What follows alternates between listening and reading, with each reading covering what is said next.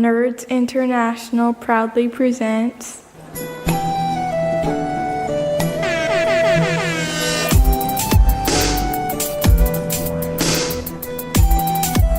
Coming at you live from a barren beach in Germany, it's me, Nick Lambslice. Me, James Pumpkin. And me, Harrison Hunt, aka Simon Belmont.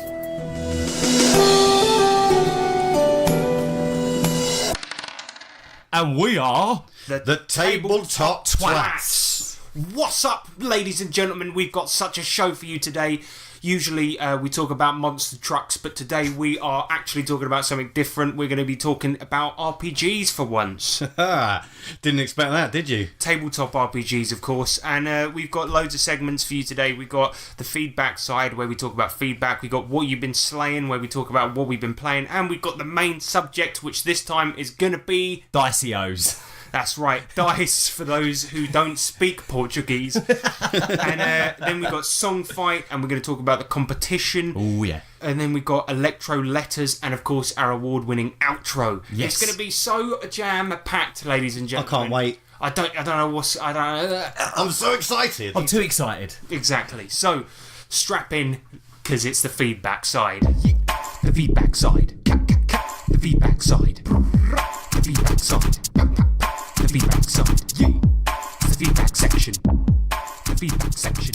Alright, so our first feedback comes in from a bloke called Daniel Irwin. He says, "Hey twats, started catching your show a couple of months back and been meaning to let you know that your show is the dog's bollocks. Loving the foreign beggars and punted in the bonds, although technically that's not from this podcast. Carry on making such good stuff."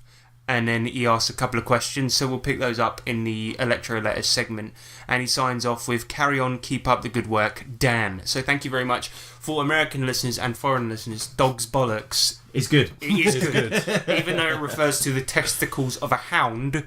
It is good. They are, they are held in high esteem in the UK. We love them. We love them. We love a set of bollocks. With a little bit of ketchup and some chips, dog's bollocks can be delicious. Tiny bit of salt seasoning. All right. And the next one comes in from Gary Hoagie McCullum, Mad Mac to his friends, and he says, "Ha ha ha! Fucking wicked podcast, guys. Well done. Your cousin should be a regular." For those that don't know, we had my cousin SBF on the last podcast, and he has been convicted for some pretty awful stuff. He came in, he tried to fuck everything, and I'm not talking about just people. I'm talking about bookcases, the walls, everything. My trainer. Anything that had a hole in it. Yep. Even tried to snatch a fly with some chopsticks. And then fuck that. Yeah. It was horrible. It was horrible. And so we had to eject him immediately. So, no, we will not be getting him back on the podcast. He is back in jail. Where he belongs. Where he belongs. Thank God. Thank God. I mean, the flies are now safe. Good. And then the next one we've got comes in from Luke Enyart. You may remember Luke from some series as... Yeah, foreign beggars. So, yes. And he said, "Checking my local market today for rotato, suitable for roasting for dinner tonight." Ooh, I hope you got them. If you don't know what we're talking about, then you should listen to the actual play. If you don't know what we're talking about, you shouldn't be listening to this podcast. Exactly. Fuck off. But to explain, in Foreign Beggars, there was an item called ratatoes, which was a crossbreed between potatoes and rats. Mm-hmm. So, give Delicious. that a listen, because in context, I don't know if it's funnier. I don't know if it's actually any more fun, but listen to it Check anyway. it out, man. We did have a large bit of feedback from Justin Saroy, who wrote Beneath the Inverted Church, which we reviewed on the last podcast. Suffice to say, every single bit of feedback that he sent in, he did a lot of complaining because we did not review his book favourably. I don't have the time to read out all of his complaints. I mean, favourably is a strong word. I mean, we didn't. Yeah. Yes. We... Honest opinion. Yeah, and that's what you got. Good parts. Yeah, we said that his monster manual was really Superb. good. Yeah, was really exactly. good. And it's but true. He got very, very incensed about a lot of stuff. Mm-hmm. And when it came to defending my opinions, he actually backed down and said, "Actually, you know what? Fair enough." The only thing that actually stood up, and the only complaint that he had that stood up, and I hold my hands up to, was that he said there was a character in his book, I believe her name was Emily, that I mistakenly assumed was black, and I was completely wrong about that. She was actually an elf or some shit. Yeah. And It was just accidentally read in a different manner. yeah, exactly. That was it. And he assumed the reason that I thought she was black was 'cause- because we are all straight white males. Oh yeah, Now- because I'm a white. yeah, so what he did in making that mistake was made the exact mistake that I did, except I made that mistake and assumed a fictional character was black, and he made the same mistake and assumed my very real friend was white. Yeah. And now... Anyone knows I'm part radish. Yeah, so, exactly. You know what I mean? So, Justin, I'd like a full frank apology, such as I've given you, because you assumed that James was white when he's actually from the Philippines. So, you racist, Justin. You racist. You racist! How dare you! You've offended all of us, and I, the amount of crying I did after I heard that, you bastards. Ooh. So, James just got out of therapy. yeah, James has. The thing is, it was difficult to come here today, wasn't it, James? It was very difficult. You know, I felt like victimised. I felt like I felt like I was being targeted. To be honest, you know. I know. Justin, he claims to be standing up for people's rights, and he's just done a racism. I know, and he probably sat down when he wrote that too. So, well, Exactly. So, Sorry, I had to go through that, James. Yeah. It's all good fun. is it though? I'm just managing to get out the other side of it now. Just. Is it though? Because James, you know, he can't even. No. Okay, right. Let's leave it there. Anyway. Okay, right. So, Wait, can I mention one extra thing about this whole thing? Go. Right? Go. Well, the whole back and forth that happened online with anyone could read it, right? With Justin and mainly it was Harrison really, between Harrison and Justin. There was loads of stuff that was said, and he took on every bit of the feedback. He then deleted his post, which was on Google Plus, and then he released a special edition of his book, Yeah, which he's- included every suggestion that was made. So if anything, we've made the game better. Yep. we have. Well, yep, so, you know, no need to thank us, you're welcome. Yeah, so if you look at beneath the inverted church and check out the special edition that's come out, right? Just have a read of it and what it contains. Yeah, the complete edition now includes a little part at the beginning, like a prelude that says, by the way, in this book, here's an explanation of how it should be used, because we said on our podcast that it was very unclear, certain parts of it, and so he's done a little chapter at the beginning explaining it. So, yeah, thanks to us and thanks to all these discussions, it has been changed for the better, so fair play to him, actually. Yeah, that is there you go. a very decent thing We'll do him to a solid, we'll put a link in the show notes. But stop being so bloody racist, Oh Justin. my god. I can't believe you. Anyway, that is it for feedback this time. Woo. Thank you very much, everyone, for sending that in. We appreciate it. Now, let's get on to what we've been playing in our famous segment. What you been slaying?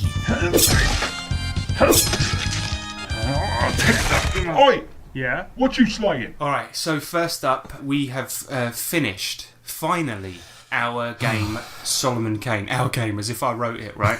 But we've been playing a campaign of Solomon Kane using the system Savage Worlds, and this has been going on for about 6 months now. So you guys are probably sick of hearing about it, but you'll be glad to know it's finally bloody finished. Well, we're not glad, really, Sad. because it was awesome. Yeah, it was. Yeah. I'm really sad it's over, but we'll try to get this over as quickly as possible. But the ending was fucking epic. Oh, Man. So I'll try to go over a bit of an explanation as to the story. So here's what happened. Originally, all the characters thought that they were resurrected from hell or purgatory by God to do God's work, slaying monsters and taking their power, right? And it's throughout our world in the 17th century. About halfway through the story, they realise that the big monster that they've been resurrected to slay in a year's time was actually is going to be sent by God to destroy the world and purge it, Noah's Ark style, right? Yep. And so the person that resurrected them to destroy all these monsters throughout the world was not God, and in fact was Dracula, and he'd learnt of God's plan, and he'd lied to the player characters in order to get them on side. Yep. Now, Especially Nick's character, who is very holy. yeah, exactly. Now, fast forward to a year's time. We get to the ending, and basically throughout the game, all of these guys have been fighting Solomon Kane, and Kane was obviously on God's side and all of this. And now these guys have to take down a monster that's been sent by God to destroy the world. Which was the size of a country. Exactly. This thing isn't going to be a pushover. No. Not to mention, these guys have been resurrected once, and that therefore means that other things can too. Throughout the course of the campaign, their rival had been Solomon Kane. They'd fought him a number of times, but they never killed him. But they did manage to kill him once. Oh, yes. So, when it comes to the time where they had to defeat this big world-ending monster, they go to the beach of Germany and see it approaching. And then their rival Kane has been resurrected by God, but he's way more powerful. He can fly now. He's got one wing of an angel. He can wield like 100 guns at once using telekinesis. Like a swarm, gun floating swarm. around. Yeah. Yeah, it was pretty horrible. And so they have to kill him before this thing reaches the shores and starts destroying the world. Yeah, because he's our enemy that's closer. The other one is far away. So. Exactly. And it was, needless to say, it was a fucking epic boss battle. It was ridiculous. But I gave them the choice. So before the fight, Dracula, their sort of boss and their campaign master throughout this whole thing, says to them, okay, here's what I'm going to do. I will allow you to either use me in the final fight, the Lord of Shadow, the Darkness King, Lord Dracula, or I will sacrifice myself to resurrect all of your old characters that you've had throughout this campaign, but I will die. And the only thing I ask in return is that you take my blackened heart and use it to spread the word throughout the world that monsters can be good people too. Yeah. And that's what he said. And everyone was like, right, see you later, Drac. Yeah, cool. It's been good, but we want to see our old characters. Oh, man, yeah. So they all had all their old characters back through and fought Kane and this big monster that was called the Walpurgis on the beach of Germany. And it was a fucking cool ending. But the way they defeated this big monster, because it was, country-sized and all of this, and the way they defeated it was they got on its back. Actually, before that, we needed help. they needed help. They didn't know how to destroy it. We just had this omnipresent monster kind of coming towards us, and we were just like, "What are we going to do?" We've got literally 6 rounds of combat till this mother Kachana is on us, and we had no idea. So the spellcasters got together and were like, "Well, we can't summon God for help. We need something. We need something big and powerful to give us a hand, or at least advice." So the spellcasters got together, and with the help of the non-spellcasters, they sat down and went, okay, let's summon the devil. Obviously. Oh, yes. And they sacrificed this guy on the beach and sacrificed him to the devil, summoned the devil himself and just asked him for help. And the devil was like, oh, man. He's like, oh, that thing? I know how to kill it. You can't kill it. You gotta kill the creator to kill the thing. And then the thing, Satan comes up, tells them that they've got to do that. Mm-hmm. So they get on the thing's back, start calling out God himself. And it was one of the best scenes ever because they all get on the back and it was just all the players around the table just shouting and going crazy. And they were just like, you fucking cunt, you motherfucker, you don't care about the people, this, that and the other. And Come down here and say You're a coward! Yeah. You're a coward! And then suddenly the silence, the shouting just clears and Sean's character, Paul Robson, just goes, I don't fucking believe in you anymore. It was just like, That was the final straw. it was beautiful. And then the heavens just opened. I got them all to roll for it, obviously, but then the heavens just opened and they started fighting God. And it was just basically a big holy hand coming out and just trying to flick them. Yeah. But Christy, one of the characters, uses Dracula's black heart, touches it against God's hand, and God becomes mortal at that point. Yeah, he shrinks down to your standard mortal size. Yeah, and then what was brilliant is we were using adventure cards, and I won't go necessarily into what those are, but somebody used an adventure card, It was Sean. and it caused God's first attack to fail. And Critically. It was Crit fail, a critical fail. Yeah. And then they all just fucking started wailing on him, and it was just basically all of these guys, 8 people, wasn't it, at this point? Because you had all of your old characters just wailing on this old dude on top of a giant Got monster. a beat down, yeah. And one of the coolest things about it is after you destroyed God, you had your flying machine, which was how you used how you got up there in the first place, Yeah. right? So the point is that you battered him, and then when the monster disappeared, you grabbed God's corpse, got on your flying machine, and flew down. Yeah, and then of to course, safety. yeah, and then of course we did all the epilogues and stuff like this. Yeah. And obviously it won't mean anything to the listeners, so I won't get into that. But It was beautiful. it was beautiful, Yeah. and it was one of the greatest campaign endings Mm-hmm. ever, because we just had, well, you guys. Everybody came back as well, so there was no permanent deaths. Every single Yeah. character throughout the campaign managed to come back to the end, and it was the first ever proper Yeah. happy ending we've ever had. It was a TPS. It was so a cool. total party survival. Total party success. It was great. It And- was everyone just was like, wow. Well, you could argue that I sort of handed that to you, but the only thing is that what happened was you were fighting monsters that were far, far and above your early characters that died. Yeah. And the And fact we- that they survived was so unbelievably lucky, because you had some stupidly lucky shots. Oh, mate. Yeah. See, one of the We were things... rolling high. Exactly. The rolls were ridiculous that night. They were so stupid. It was awesome. I mean, there was a point where Bill, like, put it this way, Solomon Kane was so powerful that throughout the campaign, every single time you guys had fought him, Yeah. you'd never managed to even damage him Yeah, once. every encounter we had, we got fucked up and we just had to Yeah. run away. Yeah, and Pretty then much.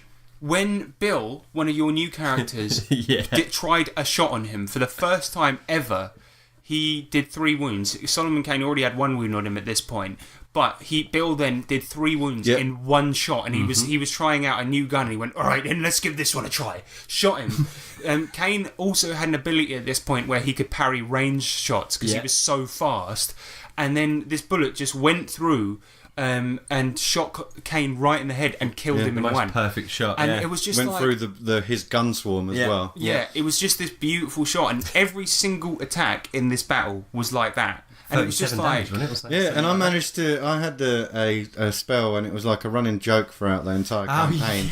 Because when my second character came about, my Belinda, which was like basically a witch type lady, she had a thing called Entangle, and I never landed a successful roll throughout the entire campaign. I think I maybe did it once, and it was pathetic. yeah. yeah, it was like on one target. Yeah, Just but then, scrapes but then, for yeah, success, during yeah. the final battle, I rolled it and got such a high Oh, success man. rate that I managed to entangle a group of people, and it was like it worked in our favour Yeah. so massively. And the beauty of that was you did it at a -6, Yeah, and cast still, the modifier. and still got a raise to the point where that entire group couldn't use strength or agility based attacks. It was. And when we just amazing. executed them Yeah. systematically. Yeah, and then that entire group of enemies that were trying to charge at you, when I was rolling for their agility and strength to get out of it, none of them were succeeding. So these guys wiped the floor with these guys. like shooting And I was fish in a just barrel, like, wasn't it? Yeah, that's what it was. There was just a bunch of people stuck in a bush, and these guys just went up and just systematically just went pap, pap, pap, pap.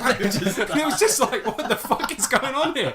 This was the final boss, and you guys wiped the floor with him. Yeah. But the thing is, when you dealt with the monster, the big monster, that was different, because as my brother very rightly pointed out, a monster of that size, it becomes a puzzle. A puzzle. Yeah. It's figure out the puzzle or you die next round. Yeah. And that's what it is, or the world ends, or whatever. And that's what it becomes, and it's not necessarily a battle. But when it came to the battle with Kane, it was epic, and there were points where I could have spent a penny to negate that shot to Kane's head, but it was too cool. And to me, that's where you go. You have to like understand that I could have taken away such an epic moment from you, and there's no way I'm going to do that. No, absolutely. And it was so beautiful, and those rolls were just they were off the charts. It was a beautiful campaign ending. Yeah.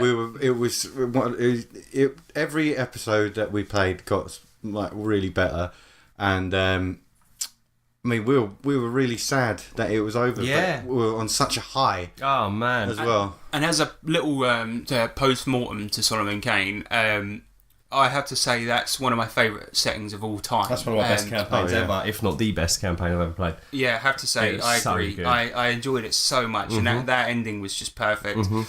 But we'll move on, and we played a first session of ICRPG. Yes, we did. So what we did is we revisited our GURPS universe that we played a while back. Yeah, if you're long-time listeners of this, then you would have heard about it in the past. We've talked a lot about it, but basically this is a big sci-fi mashup of all sci-fi things that I like, and it's just a big sort of very tongue-in-cheek sci-fi universe. And the amount of effort that you put into preparing this campaign in GURPS was gargantuan, so it's amazing to be able to revisit it, reuse and repurpose, totally. and to actually explore areas we never did. It's a living, breathing setting. There's so much depth to this one. It's great. Basically a big open world. Yeah. So this one, for those that don't know, ICRPG is index card role-playing game, and it's a very, very simplified D20 system. Yep. That revolves around getting loot to improve characters. That's the simplest way I can describe it. But this game that we had was extremely funny. So these guys are playing bounty hunters, and it's 30 years on from our last campaign. So essentially, bounty hunting is no longer It's no longer legal. it's no longer legal, and it's no longer obviously presided over by the government. Before, you could go into a government office and pick up a bounty, and it would be regulated by the government.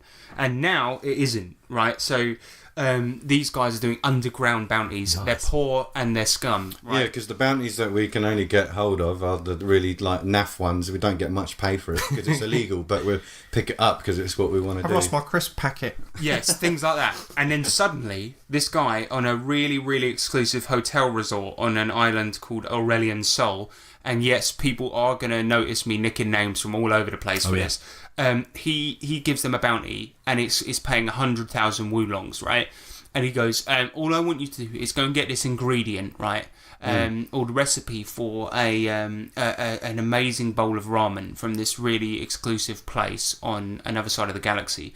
And you're going to be racing another team of bounty hunters, and it's going to be filmed because people in the bar downstairs are taking bets on it. Yeah.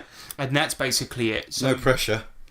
yeah. So to keep it very brief, these guys start racing the other guys, right? And they first of all have a battle in the parking lot with these guys, like before they've even taken off in their ships trying to get to the place where the ramen's being sold. It's mental. They're getting into the gun pods on their ship, firing at the guy in the fucking parking lot, stuff like this. It's insane. But then the other team of bounty hunters take off and all of this, and they're fighting, and it was really, really fun. But essentially, they get to the ramen place, realise that the ramen place has been closed for ages, and there was an asteroid belt in the way of the ramen place that basically fucks up any ships that come through. And the guy just wanted them to do the bounty because he doesn't want bounty hunters in his hotel. So what he does is he gives them this impossible task. But he does it because he just wants to rid the place of bounty hunters. So he does it on purpose so that they die. Yeah, pretty much. Exactly. And so now, but now they actually did it, and they've got this wondrous ingredient that makes the best ramen on the planet. However, they've got the last one. So what they're thinking is they're going to try and find somebody that can clone it. Ah, nice. And that's basically it. And that's sort of keeping it very brief. But it's a short campaign. It's a two-part. High excitement. It's a two-parter intermission before we start a new campaign that Sean's DMing. Yeah, ICRPG is an extremely fun game. One of the things that you do is every time sort of you have a battle, depending on how many hearts it is, because HP is always measured in hearts and things like this, you give the players loot. And one of the greatest scenes that we had, right, was that we got, they saw some loot floating in space after a battle, right? Yeah. And it was this big sort of, like, container, like vacuum sealed. massive, like, hexagonal container. Yeah, and I said, you see it's floating in space, what do you want to do? So grab it. Yeah, James's character puts on a space suit, goes out there, grabs it, gets it back in. And they open it up, using effort and stuff like this, which is another mechanic. But we'll probably get into that if we do an episode on it. Yeah. So they open it up and like this. I roll on the table and I go, you see 3 hot cooked roast beef dinners in there because I rolled on the table. And then they're like, they're bounty hunters, you know. They haven't eaten a proper meal in weeks. They've been living off, like, you know, just really shitty, probably pre-packed pastoids and things like this. And basically, then when you consumed this, they healed like X amount of It was- heart it was- points. Were they lovely dinners then? Yeah, they were lovely dinners to the Nice. point where it healed a lot. Wow. Yeah. But the Okay. point is that they were already at full HP, but because they hadn't eaten in so long, they just ate them anyway. Anyway, yeah. Yeah, And it was so funny because brilliant all because of it was them- Sean's suggestion, wasn't it? Because we were just like, oh, we should definitely save this, but then Sean was just like, yeah, but we haven't eaten in ages. We Yeah, can't look Look how just good eat it it. smells, yeah. Yeah, We're they just like, would yeah. eat them, and all of them literally at the table were just role playing it, and they were just like, It was great. I love those moments. it was so funny. Just picture him on them little, like, old bird's eye microwave roast dinners, like, in a little plate. Yeah, totally. And it came out of like a gigantic container that was way too big for three of them. Just Yeah, more so- to the point, why is it in space? Exactly. Well, I said that like it looked like a ship had dropped it. 'cause it Okay, had like perfect. a line of other little foods coming out of it. Got ya. Wicked. Yeah, that's ICRPG. We'll hopefully have more on that next week. I Yes. think it's a fantastic game. Very simple and very awesome. I would recommend anyone check it out. Next up, we've got a couple of things that we've bought as well. Well, American Survival Guide. American. That's American. Yeah, UMER. This is a setting for DCC. I did mention it briefly on a previous podcast, but the only reason I'm bringing it up now is because I didn't give too much away before. Because of our foreign beggars. Exactly. actual Now we've plays. played it on the Foreign Beggars. I just wanted to highlight a few things. So, this is a post-apocalyptic campaign setting for Dungeon Crawl Classics. That doesn't mean it's in a fantasy world. It means it's a whole redesign for Yeah. Dungeon Crawl Classics. And what this is it changes everything. So you've got new classes. So you can be a cyborg, cleric of the wasteland, feral urchin. It's proper Mad Max style stuff. So you could be a fossorian, which is a giant badger man. That's awesome. Yeah, you could be a grey, which is a little alien. The artwork in the book is fantastic. It's ridiculous, and then it's got rules for guns, including new fumble tables, things like this, and then you've got grenades, and all of this extends to you've got exotic guns, and then you've got like the shitty guns, like a pipe gun, like a can grenade, things like this. Yeah. It's got new food and things like this, and stuff that you can find out there. It's also got like locations as well, so it's got the whole actual proper setting in there. But one of the things that we were looking at the other day was the deities, because it's actually got magic and things like this. So it's still like gets a bit of that in there, like the proper DCC style setting. So it's got deities and patrons and stuff like this, right? So you've got Santa. Of course. So Santa's in there, the giving god. He's a lawful, obviously. And if you look at the picture of him, he's wearing like a leather vest, but then he's full of tattoos. full of tattoos, and on his stomach he's got a tattoo that says "caned" on it, and he's got really muscly arms, and on one it says "naughty," on the other "nice," and then "joy" on one arm, and he's smoking a little pipe, but it's a spiky pipe. It's Santa with attitude. Exactly. And then there's another one called Technos Discos. Or Technos Discos, but it's like a disco ball with tentacles coming out of it, and it's a DJ god. And it's called the Terrible Bringer of Beats. And it's a chaotic god. There's one so called awesome. Thesoloca Morda, and it's the 1,000-headed multi-dimensional space hydra. That's neutral. Yeah. He's not causing anyone any trouble. This And is there's another one called Wah, the god of violent combat and strength of arms. There he is. He looks. It's basically Jason Voorhees, but with 8 arms. Oh, God. Yeah, the Ultimo Spark. I mean, the patrons alone is worth getting this book for, because it's just fucking incredible. This book is amazing. And not only is it a fantastic book and setting and all that in one, but it's one of the most comprehensive expansion packs to DCC ever, I think. Yeah. I mean, I've seen others, and honestly, like I'm not going to call out any names, but I've seen others, and I wasn't quite as thrilled with them as I am with this one. Yeah. Without actual play, we barely scratched the surface. I mean, we just were passing through. And the thing about it is this book is, if you played a campaign in Umerican, in Umerica, I should say, it would be fucking incredible. Yeah. So this is called The American Survival Guide. Bear in mind, the author did say, if you search for this on Lulu and drive through RPG, type in Umerican. So if you type in Umerica, it will not come up. American. Yeah, so search for that. That's fucking amazing. And it's cheap. It's relatively cheap. For what it is. Just, Yeah, because it's a quite thick book. It goes for about the same as DCC itself, but it is quite comprehensive, as we say. Yeah. And the very final thing we wanted to talk about was Darkhold Goblin Adventures: Terror from the Black Isles. Oh, yes. So one of our favourite settings for Savage Worlds, obviously we love goblin settings, and one goblin setting that we really like is Darkhold. Which harkens back to sort of classic AD&D type goblins, and you get to play as goblins in this. And Rebel Minis, who make this, recently released a new adventure via Kickstarter, and it's called Terror from Black Isles, and it has duckmen in it. Yes. Oh yes, duckmen, and they look awesome. Yeah, and so we kickstarted this. We all chipped in a little bit, and basically.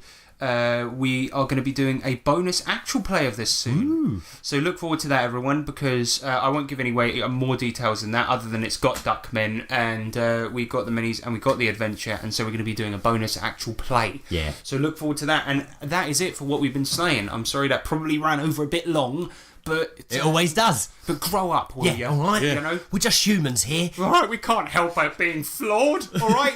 Some of us are racists, like Justin, but we can't help it. All right? All right. All right, but that brings us on to the main subject. Ooh. Main subject. Main subject. Sorry. If anybody makes the Dice Baby joke, they're ejected from the podcast. Okay? We've all done it pre-podcast. Right, we're good. all Well, I'm out. glad it's out. Shake it out. Yeah, I'm glad it's out your system. Right. Today we are talking about dice. We're going to talk about what ones you need. We're talking about luxury dice. We're talking about weird ones, fucked up ones, Shit ones. shit ones.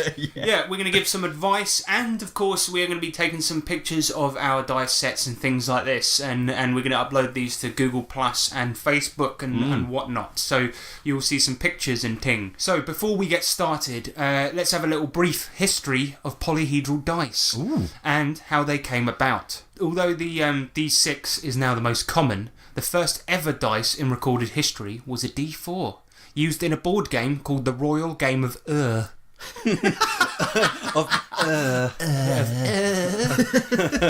which was played in a historical Asian region called Mesopotamia. Ooh.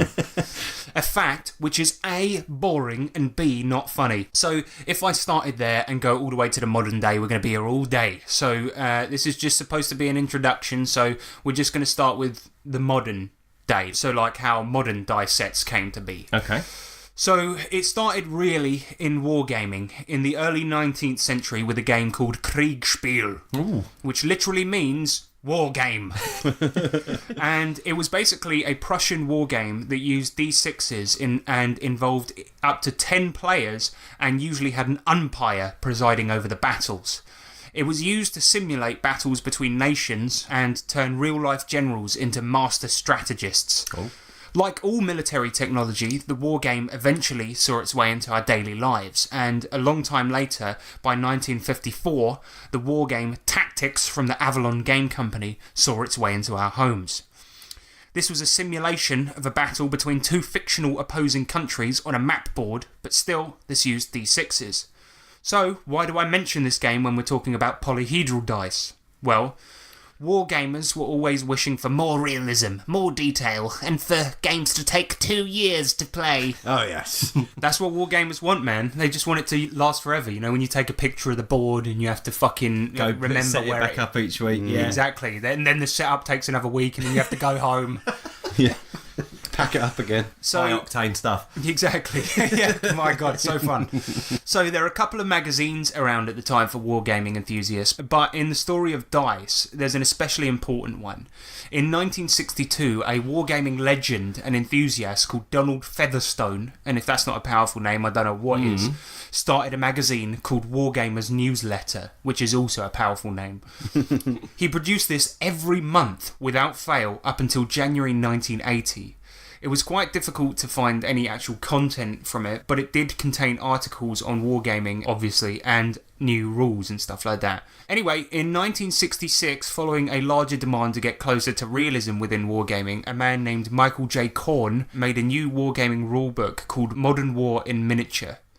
This book sought to make a new percentage-based system using only D6s. And I won't explain it now, but essentially it broke down all weapons and their success rates into percentages by 5% increments, making it the closest reasonable way to get a percentage-based system with D6s. But gamers just wanted more than just 5% increments. They were in need of a new solution. Fast forward to 1969, Donald Featherstone wrote this in his magazine, Wargamers Newsletter. I've received details of 20-sided random generation dice obtainable from Japanese Standards Association. These dice have very large application to wargaming and are the answer to many objections put forward by opponents of the normal dice. They can be obtained in sets of 3 and in a case for $6, including postage from the Japanese Standards Association. And I'm sure that's exactly how he sounded. That's probably a lot of money back then. $6. That's like £8,000. Exactly. You can see why it didn't catch on straight away. Yeah. So this is one of the first real mentions of using 20-sided dice in Western mainstream culture. But these weren't the D20s as we know them. They were percentile dice, numbered 0 to 9 twice. The idea being that you roll it twice and get a percentage. Anyway, it obviously took Donald a long time to set the deals up because it took him 2 years to publish the following advertisement in his magazine. Advanced war gamers only. Any of you noobs, fuck right off. Exactly. Advanced World War II rules. Armour. Based on Army's present tactical exercise system for more than a simple game. Umpire Essential. £1 or $3, including percentage dice. Address below. American Civil War Rules 1970 Convention. 50p or $1.50. Percentage dice now available. Throw numbers 1 to 100. Pair 42p or $1.20. Bristol Wargamer Society. 102 Cothenbrow, Bristol. BS6 6AP. It's a fantastic advert, and it's written and drawn beautifully. Yeah, he even drew a little dice on there, and I like the way it says "Advanced Wargamers Only," and it's got exclamation marks either side. Do you reckon a couple of like mediocre war gamers read that and went, "Whoa, Yeah. put it away." Advanced, right? I'm out. I'm out of it. Turn the page. I can't buy into that. Yeah. So anyway, there was a guy at the time called Mike Reese developing rules for a new game called Tractics. Ooh, nice. I know. That's a cool name. So one reader of Wargamers Newsletter wrote into a February 1971 issue of Wargamers Newsletter saying, I imagine that sales of 20-sided dice will pick up when Mike Reese starts selling the Tractics rules. That man was Gary Gygax. Shut up. Whoa. The very first editions of D&D and Chainmail didn't use polyhedral dice quite as much as later editions, but did, however, make prominent use of the D20, and this is where it all started. Oh yes, Wow. ladies and gentlemen, this. But the funny thing is that Gary Gygax mentioned in an article that he wrote for Wargamers Newsletter that he actually sort of painted the repeated numbers on the D20 in different colours so that he could number it basically 1 to 20 as opposed to 0 to 9 twice. Yeah. That's how he did it. Cool. And made the very first ever 1 to 20 D20s. So polyhedral dices did make appearances in D&D, yes, but they were difficult to find. So at the time, gamers improvised, often using just a D20 and then a pack of cards or a dartboard and a blindfold or something like this. Sword. Yeah, sword. Just a pack of swords. Yeah. But it was only in the 80s when TSR made enough cash from Gary Gygax's creation that they managed to set deals up with dice manufacturers, and thus polyhedral dice sets hit homes everywhere. Not in a literal manner. That would be- Just a showering on the windows. Hailstones. But Everyone get inside! The dice are coming! And that, ladies and gentlemen, is a very brief history of how polyhedral dice became commercially available. Wow, how enlightening. Yes, Gary wicked. Gygax was actually at the forefront of it, despite, any detractors out there. Yeah, fuck you. But he the was. thing is there are obviously much more comprehensive articles, but that is a very brief version of it. So Wargaming, we do actually have to thank for it, despite the fact, a lot of people poo-poo it and stuff like that. But Gary Gygax, he loved it. He was well into it. But he actually mentioned in that article that I mentioned earlier, he said, I've painted my D20s different colours and been using them for a fantasy game I'm developing. And that was D&D. Wow. So yeah, super interesting. That so is. Well done there, Gaza. And well done. Cheers, guys. Well, where Donald they come from- Featherstone. Yeah, that's it. Mr. Featherstone. Who, Bless him. may he rest in peace. Yeah. Yeah, so fucking awesome.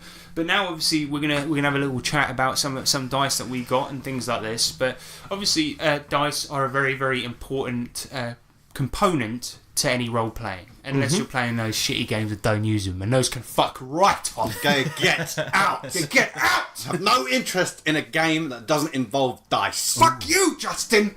Sorry, I don't know where that came from. But anyway, Whoops. most games use a D4, D6, D8, D12, and a D20. And a D10. And a D10. Shit! I got it wrong. So, any standard set you can pick up for super cheap, right? You can get a set of those on Amazon for about £2 nowadays, right? Yep. For just a very, very standard set. But we're going to talk about some of our favourites because we've got a bunch, right? Yeah, we got a lot. I would recommend, one of the things that I will say is readability.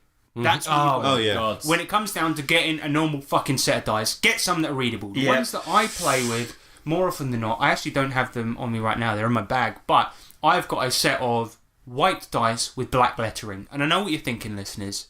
You're boring. You're boring. But the reason that I use them is so that if the DM peers across the table at my dice, he can read them. Yeah. Or she can read them. Yeah, Or look at they this- can look, read look at them. this shit.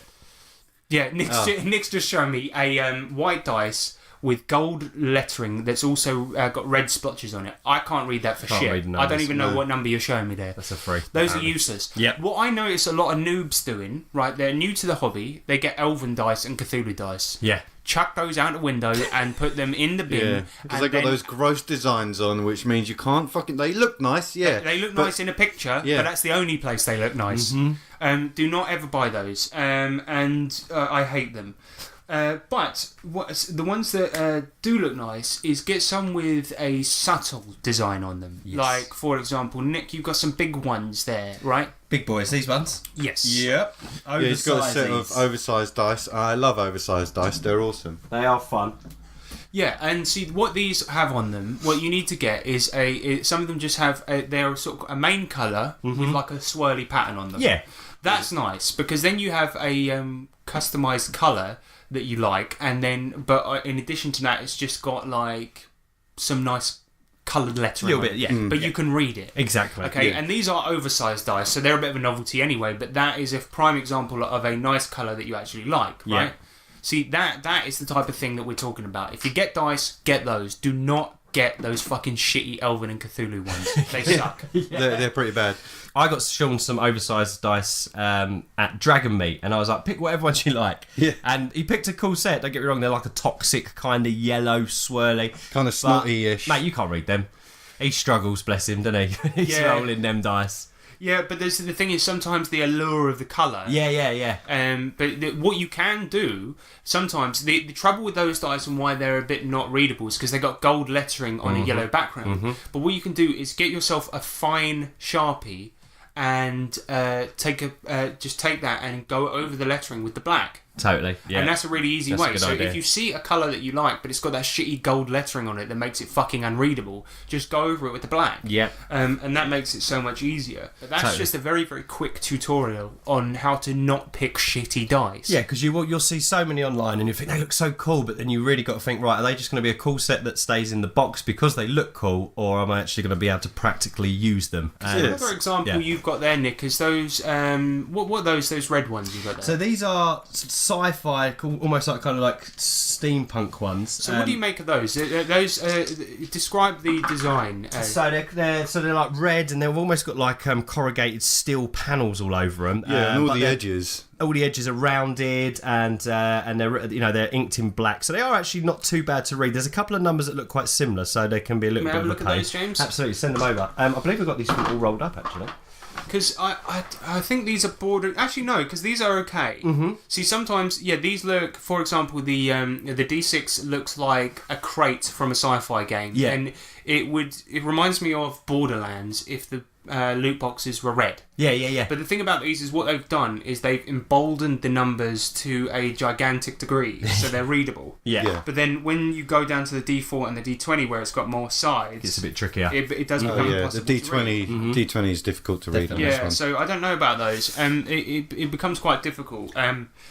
I used them for a bit, and that exact thing happened, and you start going, "What's that say again?" And then you just think, "All right." Yeah, that's the thing. Like, if you get an ugly set of dice, right? Oh, well, not ugly. Yeah, they look great, but when you actually use them in real world, It's the I mean, practicality. I've done it many a time. I've got this couple gross looking dice and set we'll talk about soon, but when you roll them, then I basically had to peer over, put my face inside my dice tray and squint and go, Fucking oh, it's that number, microscope out, that's yeah. it. And then if the DM needed to verify it, they'd like have to like get out their seat and like walk over, and it's just like, Or invest in a telescope. yeah, or just just fucking believe me. But it's just like, But that's what you say, or believe you. And what that can lead to when you're playing with people you don't necessarily know, and it can happen a lot. If you're playing at a store or you're playing at a con, Yeah.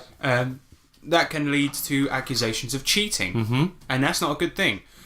Do you think people buy them non-legible dice on purpose for that very reason? hey, if they Of do, they course should they fuck do. off. Fudge their own rolls. Yeah, of course they do. I'm willing to bet there's loads of people that do that. Well, A no, couple they of def- listeners are like looking at their feet at the moment, like, oh shit. But in, well, if you do that, then you should be ashamed of yourself. You're only because- cheating yourself. Exactly, and it's pathetic. yeah, but people don't give a fuck about that. Some people just want their character to win. Yeah, I've told you about my ex-work colleague, right? He's a Warhammer dude, Yeah. and he always DMs, and he's Is he an advanced wargamer? oh no, Oh, okay. I No, don't think it's so. Warhammer Fantasy Role Playing it. Oh, right, yeah. But he's a dick, mate. He admitted to me that he just sometimes just rolls the dice again to get the outcome he wanted to fuck up the players because he's a dick. Well, that's just not cricket. And I was just like, all right, That's not cricket. I was It's just like, not that's cricket. shit, mate. I was But like, anyway- that's pathetic. Back to but novelty dice, right? I mean, that's essentially what they are. Isn't it? Yeah. Yeah. And not all novelty dice are horrible and unreadable, because I bought a set the other day and I've had my eyes on these for a while and I'm unsure about these. Everyone's heard of crystal dice, so we didn't actually buy a set of these for this podcast because everyone's heard of crystal dice, and I feel like every podcast that's ever spoken about dice has spoken about crystal dice. But a company called Polyhero Dice did a Kickstarter a little while back for a set of dice called Wizard Dice. And what essentially these are is it's a little dice, like the D6 looks like a fireball. Yeah. They got a D2 that looks like a book, so it's like a little coin that you can flip. Nice. And then there's I forget what the others are, but the D20 looks like a big wizard hat, and you spin it like a spinning top. That's awesome. It's fucking cool. Yeah, that's cool. I've been after them for ages, but the thing is that I never managed to pick up a set because the postage was so high, and I really wanted the wizard set because I always play spellcasters, and I kept on going on the website and being like, fucking 25 quid for a dice set, like I can't justify it. And then Dice Shop Online had the Warrior set, and I was like, oh, I guess I'll play a Warrior next time I play a fantasy game then. There you go. But check these out. Nice box. They come in a big box. Sorry, that is going to be audibly hideous for anyone listening. But check these out. So, what it is the wow. D4. D4 is a little dagger. D6 is a little sword, and there's an 8-sided mace, 2 10-sided gauntlets that are a little fist, and then a 20-sided shield and a 12-sided helmet. Oh, I got the helmet. Yeah. These are so weird. Go. Ooh. But I think most of them, because they're a bizarre shape, they require a chuck. You know how you roll yeah. a D4? You sort of throw it. Yep. Especially the shield, because the shield is like it's 2-sided, so it's shaped like a coin. So you have to sort of throw it. So yeah, these are very very amusing dice. I was on the fence about them at first because I do like the look of them. And they are the thing about them is you know when you see those crystal dice, have you seen those? Yeah. Yeah. You don't immediately know which one you're rolling.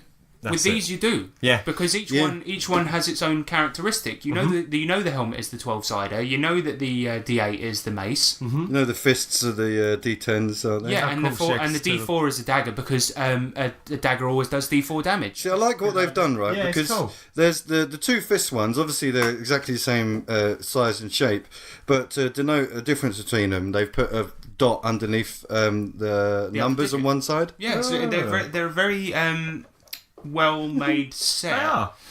The only thing is the wizard one is a little bit cooler, and I'm kind of gutted that they didn't have it. But they also have a rogue set as well. Oh, and, yeah. And Oh, one really? I think the D4 is a little arrow, and they've got a little cloak. a little bag as well. Like one of them's a little bag, and it's I don't know. They're really are cute. cool. I like them, and they come in such a variety of colours.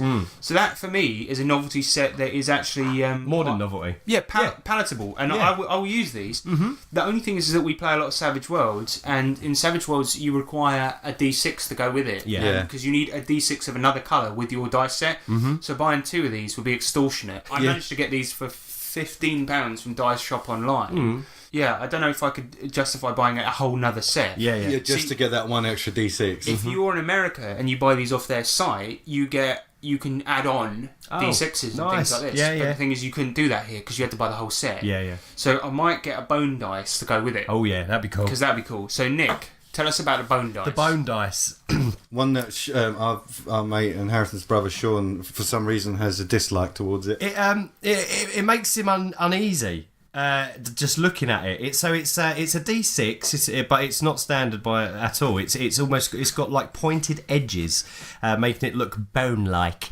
Yeah, because traditionally that's why they're called bones, because dice were created from bones. Ah, there you And go. they used to be the ankle bones mostly. Oh, so perhaps this is from an ankle bone. I don't know. Yeah, it looks ivory. It's cool though, and I love it. Sean hates it, so I like throwing it near him because it puts him off. But it's actually a very nice rolling dice. Yeah, it's not too bad. As far as bone dice go, the D6 is actually probably the most pleasant one. Yeah, it's very cool. So it's just a D6 that's been made to look like a bone. It's got it's curved in every sense of the word, so it looks angled. Yeah. And you can get these from most dice retailers. Yeah. For it's about £2 think for so, one, yeah. which is a little expensive for a D6. But let's say, for instance, you're playing Savage Worlds, or you want. See, a lot of people get D6s for spell damage or for weapon damage, and they roll them as separate dice away from their main set. Yeah. And if you want special damage for special dice for damage, well, this Go is a for good the one bone. to go for. Go Yeah. for a bone. Go for the I bone. like these. Yeah, it is a cool dice. Yeah. Don't know what Sean's problem is with it. But Nick, as well, there was a set that we bought recently for you. And, Yes. Oh yes. I love these Because dice. you've been collecting the Call of Cthulhu series for a while. yes. So I know we've mentioned this before, but Call of Cthulhu is a role playing game where you play as cats who at night protect humans. Yeah. Humans from Eldritch monsters, basically, and stuff like that. Yeah. And cats are actually way more knowledgeable and powerful than people think. Yes. But they sort of you do roll d6s in that game, but they have special rules like under this number does certain things and under this number does certain things. Yeah. But they released a special set of dice so that you don't have to pay attention to the numbers. Just the faces. Just the faces. Yeah, Yeah, they've got cat faces on them. Yeah, so they got little happy cat faces on them for anything over a 3, I believe. And then sad cat faces. cats for below. They come in a nice purple and green. yeah, And they're they're just banging, mate. They're very, just very nice. cute cat faces. And I would argue utterly pointless. Oh, but yeah, the thing is, totally. if you're playing the game, it's a thematic thing. Yeah, totally. Yeah. But the good thing is they've also put the digital number on them as well, so you can use them for anything. Exactly. Yeah, so that's nice. I do like them, and one of the things about them is that they were cheap. Yes, they was. That's the thing. Yeah, I think for that whole set, it was 6 dice for £6. that's really So good. so fine by me. Thank you very much, guys. Yeah. Because what I want to talk about is when rip-offs occur. Oh wow. Because that brings us onto a very nice point. Is Oh, that wow. is that the Tales from the Loop set. Oh my god. These can suck my anus. Yeah. Because the thing about Tales from the Loop, right? And I want to talk about Modifius's fucking staff as well. When we did our year-in sort of review, and we awarded different awards for things. Yeah. The Tales from the Loop set was one of the fucking shittiest rip-offs ever. I don't think it won our worst product award, did it? For the dice? Oh, it might well have done. I think it did for the dice, didn't it? I can't remember, but we'll go over Yeah. it now anyway. Because the point about the Tales from the Loop dice is you get 10 dice, and I think at the time, at convention price, it cost us 15 quid, right? Yeah. Yep. And we thought we were getting 15 dice for 15 quid. And it's just a bunch of D6s. Yeah. Now, again, we just mentioned with the Call of Cthulhu dice, it's thematic dice and blah, blah, blah. And yes, that is nice if they are cheap and reasonably priced. Because then you've got thematic dice for the game. These are 15 quid for 10 dice, which is a rip. Yeah. Second of all, We thought they'd be something good for you, like a new cool use for them. Yeah, because in Modiphius's other games, Yep. they do actually make playing the game much easier. Yep, However, absolutely. in the case of these ones, they do not. But I hadn't played Tales from the Loop at the time. So we didn't know. And Yeah. I asked a Modiphius employee, I said, do you need these for playing the game, and do they make playing the game much easier? And he said, oh yeah, I would never play the game without it. Oh yeah, you absolutely need these. Yeah, you definitely 100% need these. So we was like, take our money. Yeah, we were like, take the money, man. And I bought them. Of course, later that day, we played Tales from the Loop and realised we'd been fucking mugged off. Yeah. But I'd already opened the fucking box. Yep. And then when I tried to return them to Modiphius, they asked me to take a picture of the box. So I took a picture of the box, sent it in, and they said it was too damaged. But the reason it was damaged is because, that's down to me. I was pissed when I was trying to open them. I was really drunk. it was one of those vacuum sealed motherfuckers, though, wasn't it? No, it wasn't. It's in a box. It just had tape over Oh, it. But honestly, sorry. I was We were fucking... pretty I was, drunk. I was munting. Give me my dice. I was just trying to tear it. So it was kind of annoying. But that was the biggest fucking rip-off I've ever seen in my life. And let's be honest, they're alright. They're nothing special They're about nothing them at all, is there? special. At all. It's just it's a fucking number with a circle round it. Yeah. It's like, come on, They're all the same mate. colour. Come on, mate. Which is a stark contrast to their other dice. Yeah. For GenLab and what's their other fucking game? Mutant Year Zero. Exactly. And you get one set, it's 15 quid, but you get 15 dice. It's a pound of dice. There you And go. to me, that's perfectly Three acceptable. different sets Yeah, of colours. and you get 3 colours, which are all completely useful. And they're used for things. So, your gear dice are yellow and, black and, depending on what Its you're rolling attribute for. dice are green and blah, blah, blah. And the thing is, that syncs up to what's on your character sheet. Yes. So in Mutant Year Zero and things like this, I think it's, attributes are green, so the dice are green. Mm-hmm. And so when you fail, if your green dice have failed, well, that means you failed because of your attributes. You weren't fast enough, you weren't strong enough. Exactly. Or if your black dice have failed, it's because your gears malfunctioned or whatever. Mm-hmm. And that way, the dice are a very easy way to reference what's going on in the story. Yep. Yeah, they're easy for everyone. a And good it's even tool. got cool little symbols on some of the ones. And, But that's for the fouls, exactly. And 'cause you're some of looking the for- 6s as well. Exactly, because you're looking for one six is a success. So rather than just putting a 6 on, they've put a nice symbol on, and if you got that symbol, boom, you've done it. Your roll was successful. It's a lot easier to read for the player and whoever as well. Yeah, and it's not necessary, but they've created a product which makes works. playing the game easier. Yeah. and, Exactly. and to me, that's why I thought when they sold these Tales from the Loot dice, I thought There'll be you're- something special. Yeah, we're exactly. used to it. And you're taking the piss. And Yeah. Modiphius, for the most part, I don't think I've seen a product they've made that's bad. No. And so when they came out with these shitty Tales from the Loot dice, I was like, are you fucking shitting me up the anus? Yeah, exactly. No, but they got their products are good, and you think decent company, and this is just a money spinner. That's all this is for these dice. And the thing is, right, with their with the what's it called, typeface on the actual numbering of the dice for the Mutant Year Zero sets. They're clear as day. They are massive numbers, bold. Yeah. They're so easy to read. These are probably the some of the best readable dice. Stark contrast, really. You wouldn't think it's the same company that made the same dice, would you? And their rounded edges. I don't know. They're just a nicer product. Funny enough, my Tales from the Loot dice the numbers are already wearing off Really? after maybe 3 games. Oh, man. And I don't know if they're actually even made by the same manufacturing company. I bet they're not. They can't be. I bet they're not, but I bet I'd have they're to not. look into that. Yeah. But of course, it wouldn't be an episode without us licking the arse of Goodman Games. Oh my god! So that's what we're going to do now. I've got a little product I want to speak about because I've mentioned mentioned this before in passing, but I've got a book called 50 Fantastic Functions for the D50. Oh yes. So this is a really, really cool book. You obviously need a D50, which I've Yes, got you here. heard it right. D50. Yeah, so this is it's obviously a 50-sided die. It looks hideous. It fucking does. It's like and a for some double spinning reason- top, isn't it? Yeah, it's a Again. double spinning top. So essentially, this is it's if you imagine two cones attached on either side. Now, it's almost impossible to roll and almost impossible to read. You do really just need to throw it and put a bit if of you spin actually on it. rolled it, it would roll for fucking ever because it's just Yeah, so exactly like we said. The way you need to do it is you need to chuck it, put a bit of spin on it like a baseball player, and Yeah. try to Oh my aim for the God. dice tray. And it's heavy as all hell. It's got an ivory colour to it, and you need to read it with the number that's facing up. Now, the funny thing is that you cannot find these in any other colour except for the fucking weird ivory colour. And in addition to that, they're expensive too. I think that cost me £12.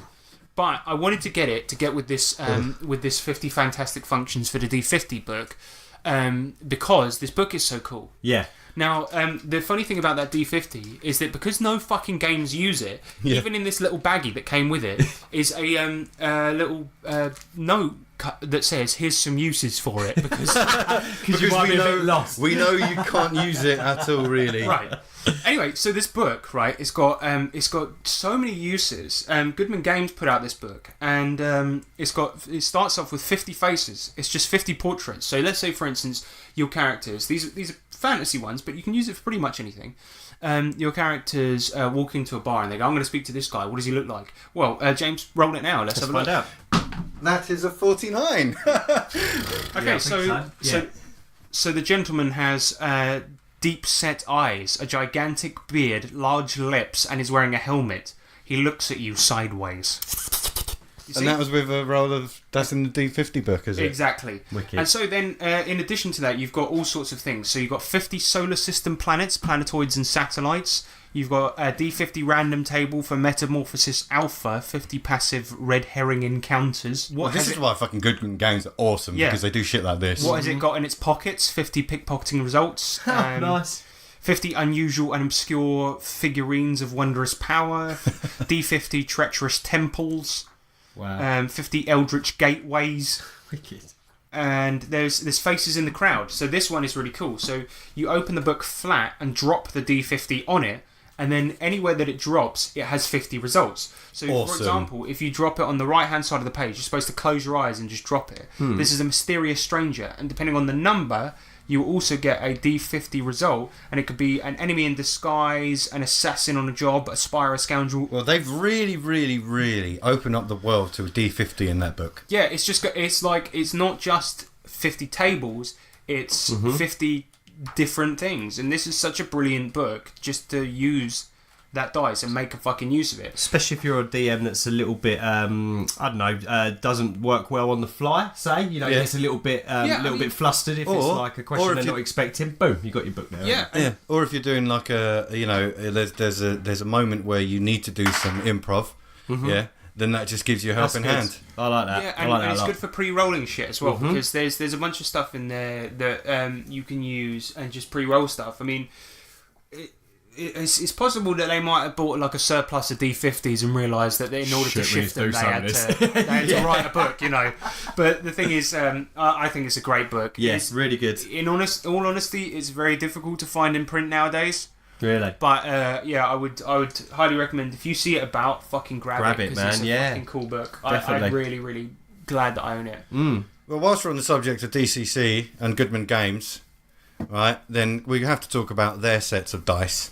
Oh, they're the best. The Zocchi dice sets. Yeah, they, I love them. I love the heck out of them. Yeah, let's have a look at the DCC ones first, and then we'll have a look at Nick's MCC ones. Oh, of course, Yeah. yeah. Mine are music, aren't they? There we go. James emptying his little tube there. So All over it. I've got the DCC sets, they are how many comes in a set? 14, right? So 14 piece. 14, yes. This is a D4, D3, D5, D6, 7, 8, 10, and then another 10, 12, 14, 16, 20, 24, and 30. Yes. Oh, yes. And the reason being is that DCC utilises the dice chain to the biggest possible way, innit? And it's awesome. I mean, love it. When they came, there was dice numbers that I'd never even heard of. Didn't even know they existed. Yeah, I mean, like it's D7.5. How does that even work? what's all that about? I don't get it. But yeah, the way that they manufacture these is fucking cool because they have a D3 in there that's a 6-sider, but it's got Roman numerals on it, so you can tell it apart from the D6. Yeah.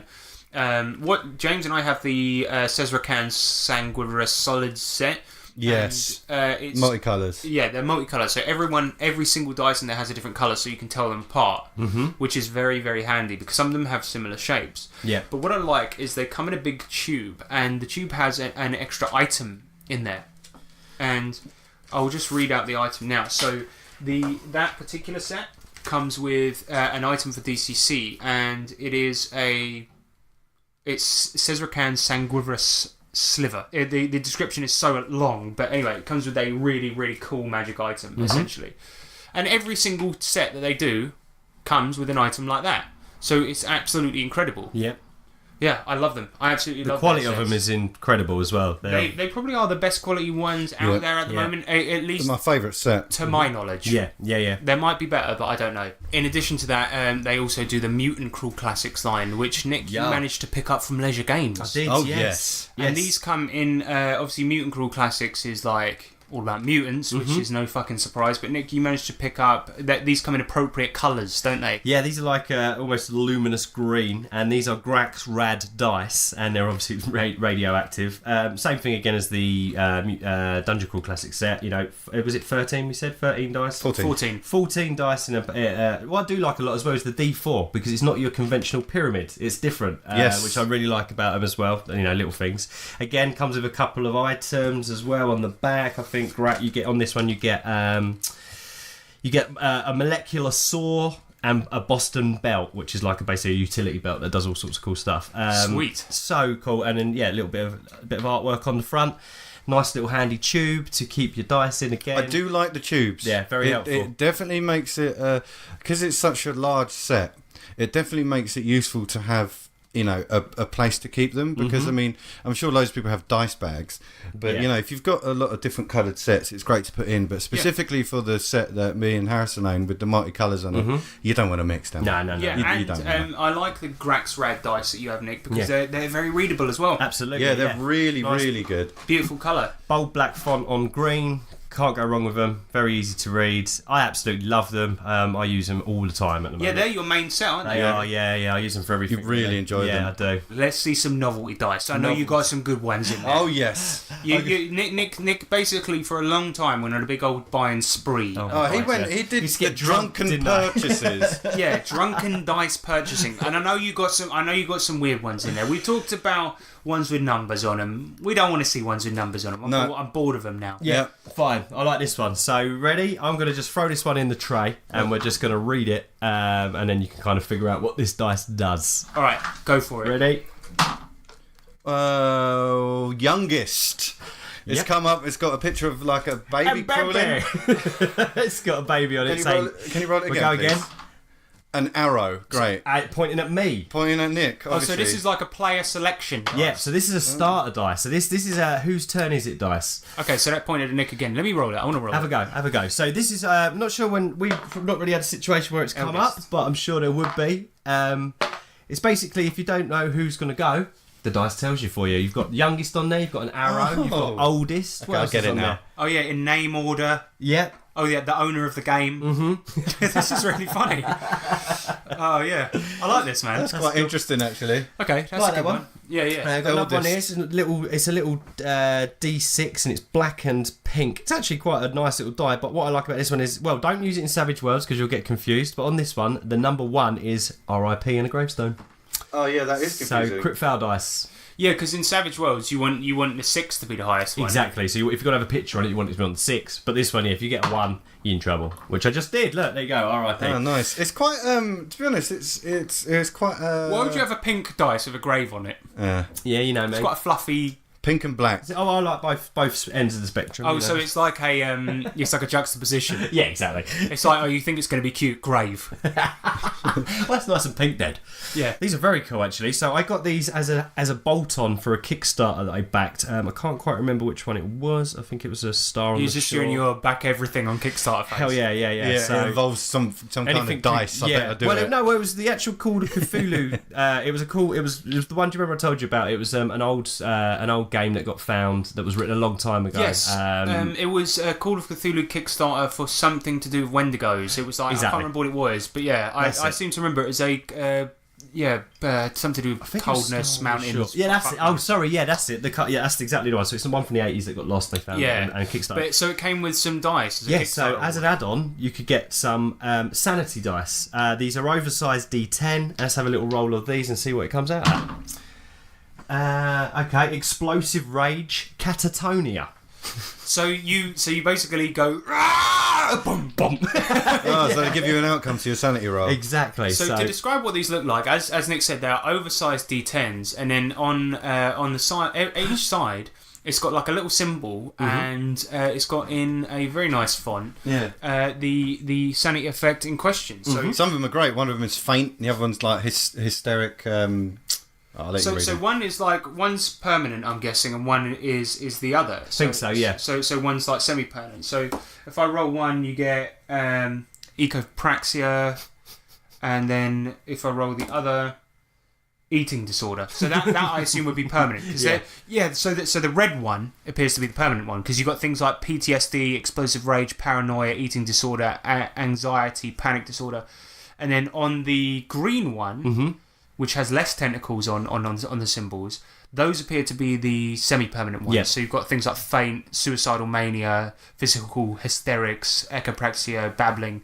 Yeah, because those appear to be the semi-permanent ones. They would be such a fun thing to use during the campaign. So much easier because I've got the screen, or I did have the screen. Yeah, I gave it away, didn't I?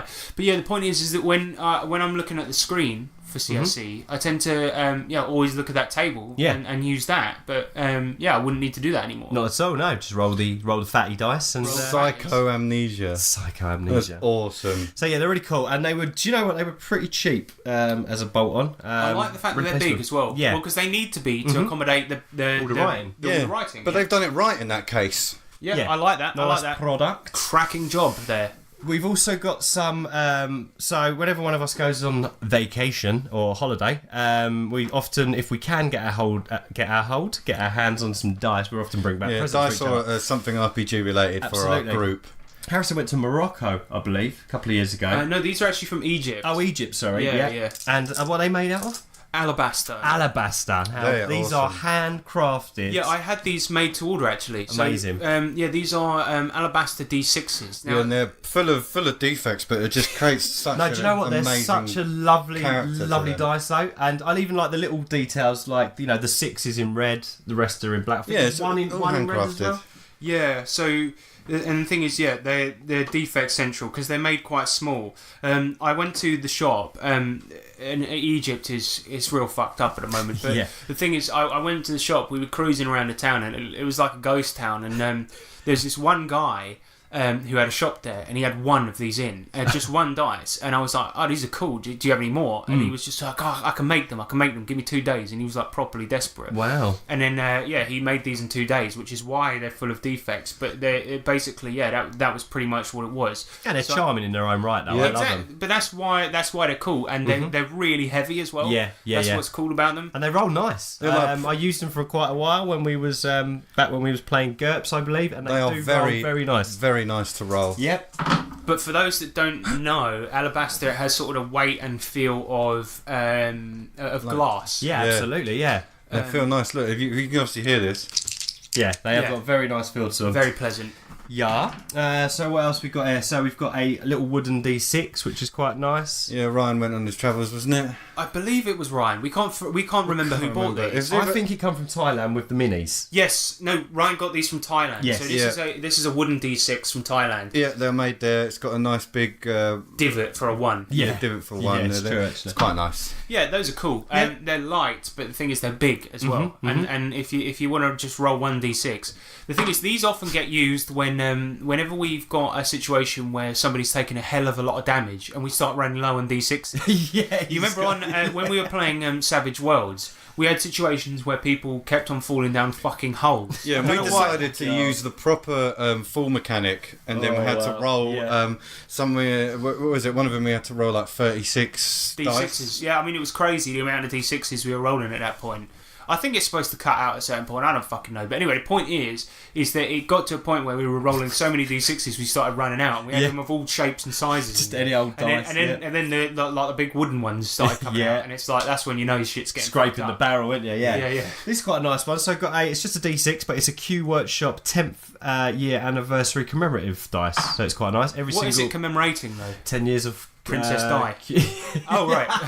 10 years of Q Workshop. the Lord of Dice. Oh, this Princess is Di. unreadable, though, Nick. Yeah, I know. Again, that's one that's... This is more one that's just keeper. a keep, isn't it? Yeah, yeah, exactly. that's a keeper. Yeah, fuck. Look at the 2. It's ridiculous. Yeah. That's just a black box. Yeah. Right, James, take a picture of the 2 to put on the Facebook. Because that's fucking... That's Oh my outrageous. god, I yeah, know. that's horrible. So it doesn't get used, just But a keepy still one. nice to have. How did you come by that one, Nick? That one, actually, do you know what? That was sent as a free gift when I bought a pack of Q Workshop dice. Oh, okay. So that was quite nice. So I didn't actually pay for it. It was just thrown in the bag with it. They so. probably knew that no one would like it that much because of how good it was. And it's like, hey, have this free piece of shit. Before you go on to your next one, Nick, I'm gonna shout out Oh, yes. Goodman Games again, because I've got they do these things where, you know, road crew games. So if you run games publicly, I've been doing quite a few this year. And you get to have these sort of gifts that you give out to your players, and that, right? No. And so I've given out all the dice. You get one of them was 10 dice, right?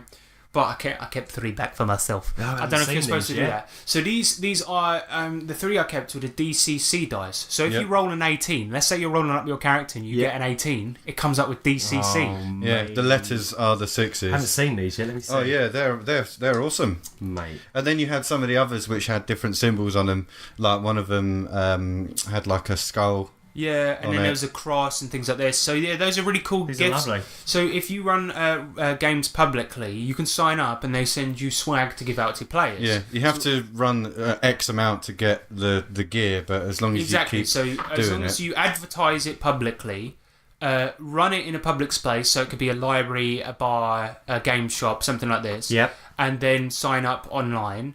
They send you the swag. So I think I may be misremembering. This is either I think it's for the 4th game you get the dice. So it's my 4th game this year. But you're on track for the. I'm hoping to get the plaque this year. Yes. Oh the yes. So my point is that these DCC dice, you roll an 18, which is near impossible. Yeah. But then everyone's got that story. Every idiot, every liar has got that story about how they rolled. Oh, I rolled 6 straight 18s on my character. It's like fuck you. Yeah. So those are cool. I like those. Love them dice. They're very nice. And Nick, what's your next? Right, so here these dice again. So this is more going to be nice to look at, but not practical dice. So these dice I picked up when we started playing Call of Cthulhu right at the beginning. So they're D10s. Now take a look at the green one and tell me why it's horrendous. They're semi-precious stone, Jesus. like gemstone. They're very nice to look at. Well, because the reason why he's given me the screen one, the reason why it's bad is because the numbers have really badly faded off. The fact that 2 faces are completely blank. Yeah. Now I don't use them dice,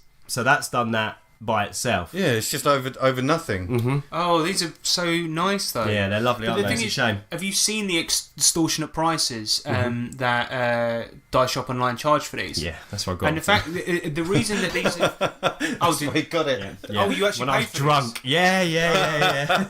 I thought you might have got these in like a bag that you bought online. No, these were right at the beginning when I was drunk about- and had money. The thing about these is that you can see what the problem is immediately. They, instead of engraving it and Exactly. putting the ink in the engraving, which would be very hard for these semi-precious stone ones, what they've done is they printed the numbers directly on it, and when you roll it, they're going to come off. They just So, rub off, mate. what is this made out of? Like jade or something? Something like that, yeah. So this is this you can see like the sort of markings on the stone.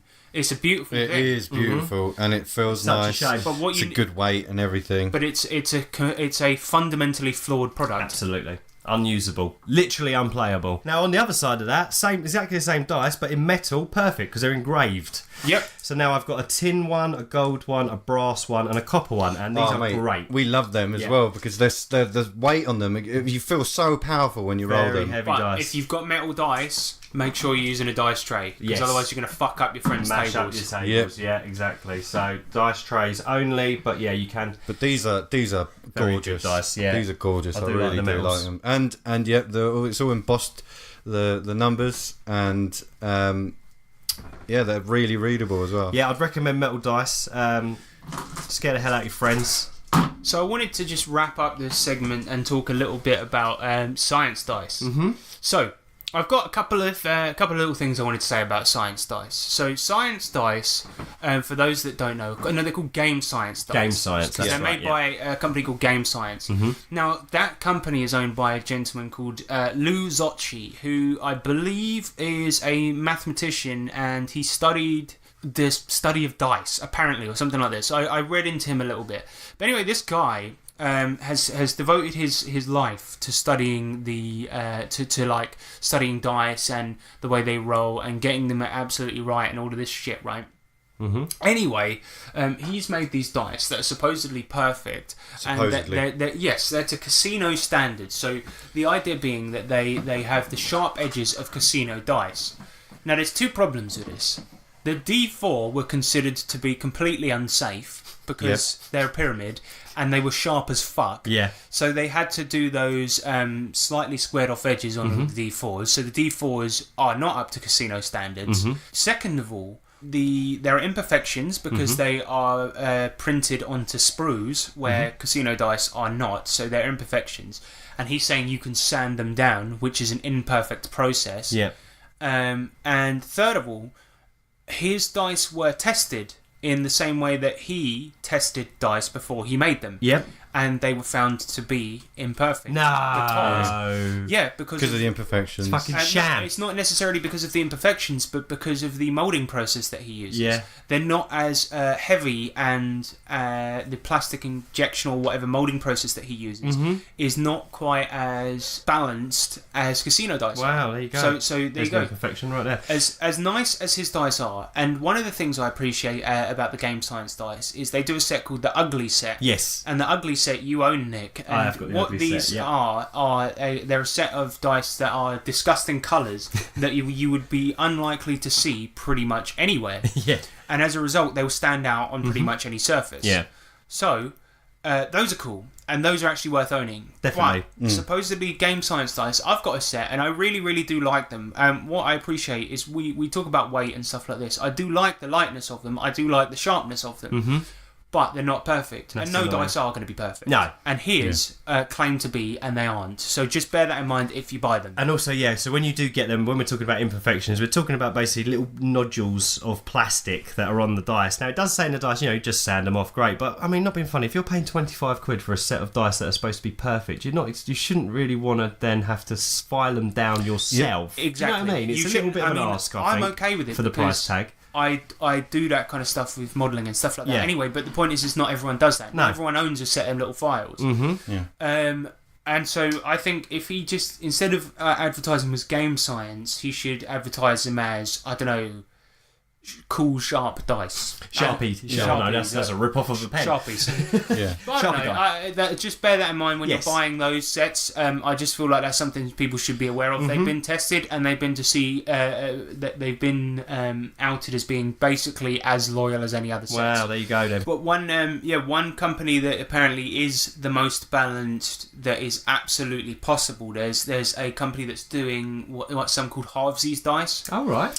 Oh, yes. I've heard of this. I don't know how true the claims are, but the guy that makes them claims that they are literally as balanced as you can possibly get in the world at the moment. Wow. And they're the ones with two colours. Yeah, two colours. And the fusion process, because with the mould that usually happens is it has two sides of the dice, put it together, Right. Yeah. and inject it, right? But what they've done is they've managed to make the fusion process, because usually to get like the Swirls swirly and patterns that, yeah. and that, right? That's what they do. They have two colours, put it in, then it swirls itself. Of course. But what they have is they two solid colours, so when they meet, it is two separate colours in one dice. Yeah. Right, I see. Yeah, and that's how he's managed to do it. So this guy supposedly, according to him, they are the most balanced ones on the planet at the moment. I have to check I'd them out. definitely be interested to know if Artsies, that's yeah. true. Yeah, Yeah, I'll check them out. Some of them look great though. Yeah, the colours are awesome. Yeah. There's one set called Latte, and they look like you could eat them. Oh wow, Mm, nice. Yeah, so check those out, and I hope that has been a educational. Oh shit! No, I had one I wanted to talk about. I wanted to talk about, and I want to take a picture of it. But I wanted you guys to look at these. Oh yeah. What these? Yeah. So the, this the is- this is customed.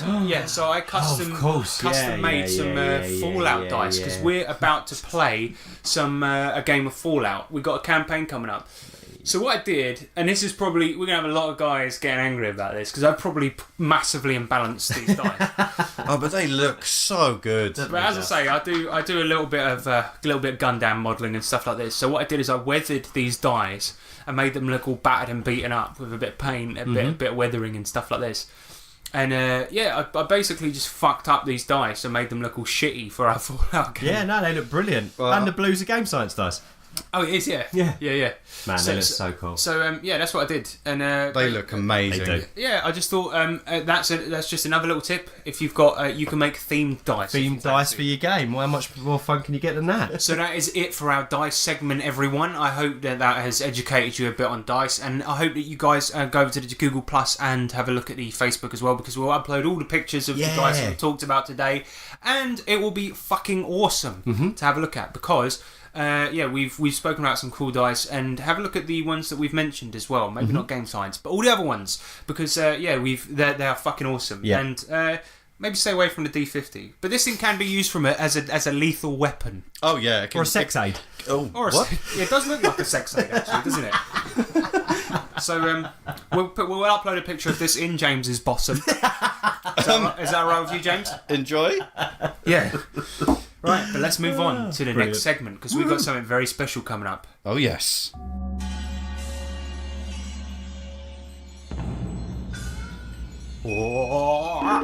Song fight!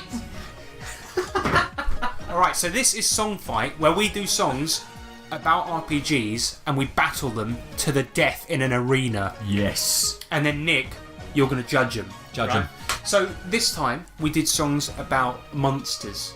It was James and I, we could pick any monster from an RPG and then make a song about it. Okay. In the spirit of the episode, let's roll a dice each and see who goes first. Like it. All right. What size dice are you You using? can pick any one you like. I'm feeling lucky, so I'm going to go for a small one. Yeah, I'm going to use one of the cool metal ones. All right. You're using the same type of die, though. No, we're not No, going we to. don't. Okay, fine. Right. I've picked a D4. 3, 2, 1, go. Well, James has won I've got already. 60. You got 60. Yeah. You cunt. I got a 3. And that's Right. not bad for a D4. Right, James, you want to go first or second? Then you get to choose. I'll go second. My song is entitled Lich. And the thing is that Lich is an iconic monster, and there doesn't really need to be much said about it because I say it all in the song. Play the song. Right. Kick it. Drop that. Drop the bass. The undead are some of the most feared creatures in Faerun.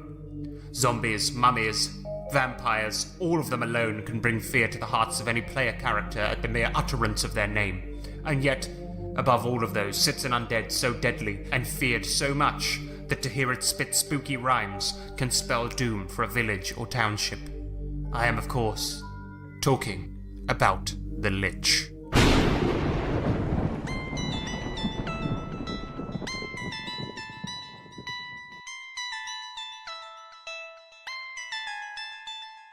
You motherfuckers better run like a fucking bitch. Start up the fucking bass for the motherfucking Lich. You're gonna need a little more than a fucking stitch, cause my death touch has put many people in a ditch. I use magic, told death itself to eat me, so there's no way in hell you could ever beat me. Think I give a fuck about all your little feats, G? Try all your healing spells, cause they will never treat you. Yeah, I'm a Lich, I'm a skeletal monster, worse than anything that your mind can conjure. Fighters, clerics, mages and the songsters, anyone who tries it will get conquered. As I said before, I'm the motherfucking Lich. need to spell effects so I can't be bewitched. Ain't got no eyes so I can't be blinded. 18 intelligence, really high-minded. Bitch, I'm the lich and I eat PCs. Come in my lair and I'll ignore DCs. I drop the bomb and I'll nom and I'll eat 3Bs. So never accept the quest, just stay at home, bitch, please. Yeah, I'm a lich, I'm a skeletal monster. Worse than anything that your mind can conjure. Fighters, clerics, mages and the songsters. Anyone who tries it will get conquered. Yeah, I'm a lich, I'm a skeletal monster. Worse than anything that your mind can conjure. Fighters, clerics, mages and the songsters. Anyone who tries it will get conquered. That was wicked. I well like that. Thanks, guys. It's very good. We'll get conquered. All right, little prelude to mine. I did it from the perspective of a monster, and it can be probably applied to any monster. So Well, the brief was to pick a monster. So you Yeah, picked but- all the monsters. All No, of them. I depict the internal struggle of a monster. Oh, we're going deeper. Yeah, I went deep on this. I feel like you fucked. Okay, well let's listen. All right, Okay. enjoy. Feeling of woe, the feeling of stress, the feeling of never-ending torment. I just want to be caressed. I'm mistaken, my true actions are taken away from me, dismembered and tossed. Forcing acts against my will, I'm brainwashed. I'm a monster on the outside, but I'm innocent on the inside. The cries you hear cause fear, but to me they're real tears. Whoa, I'm a monster on the outside, but I'm innocent on the inside. The cries you hear cause fear, but to me they're real tears. I'm written in books, depicted by looks. They don't understand a single thing, 'cause they're the ones that move my hands. I'm brought to life with the roll of the dice, and I've caused so much death and defeat. I just wish that I could move my own feet. I'm a monster on the outside, but I'm innocent on the inside. The cries you hear cause fear, but to me they're real tears. Whoa, I'm a monster on the outside, but I'm innocent on the inside. The cries you hear cause fear, but to me they're real tears. My only comfort is knowing there will be an end. My only comfort is knowing there will be an end to me. My only comfort is knowing there will be an end. My only comfort is knowing there will be an end to me.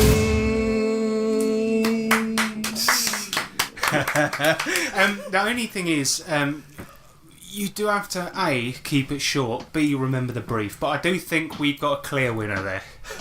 Because I think the dance factor alone, we were probably jiving out.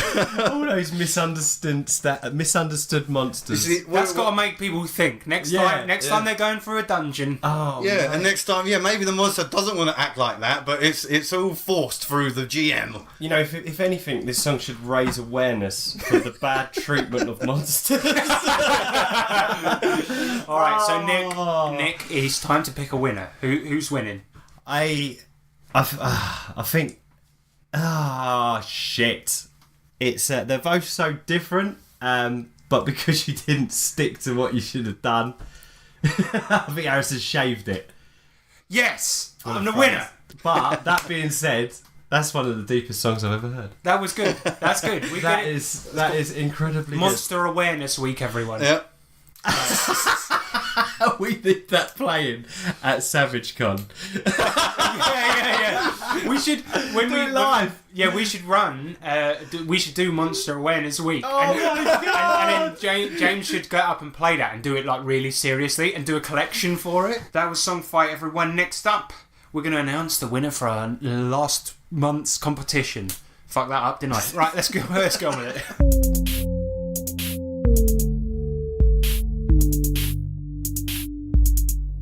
It's a competition. Alright, so last month we did a competition to win a hardback colour copy of Saga of the Goblin Horde. And all you had to do to win that was send in some erotic homemade goblin art. Yeah. And you guys are lazy. That's how I'm going to put it, because we only got 2 entries. Right? Yeah, come on, Yeah. guys. And then one of those fucked it up.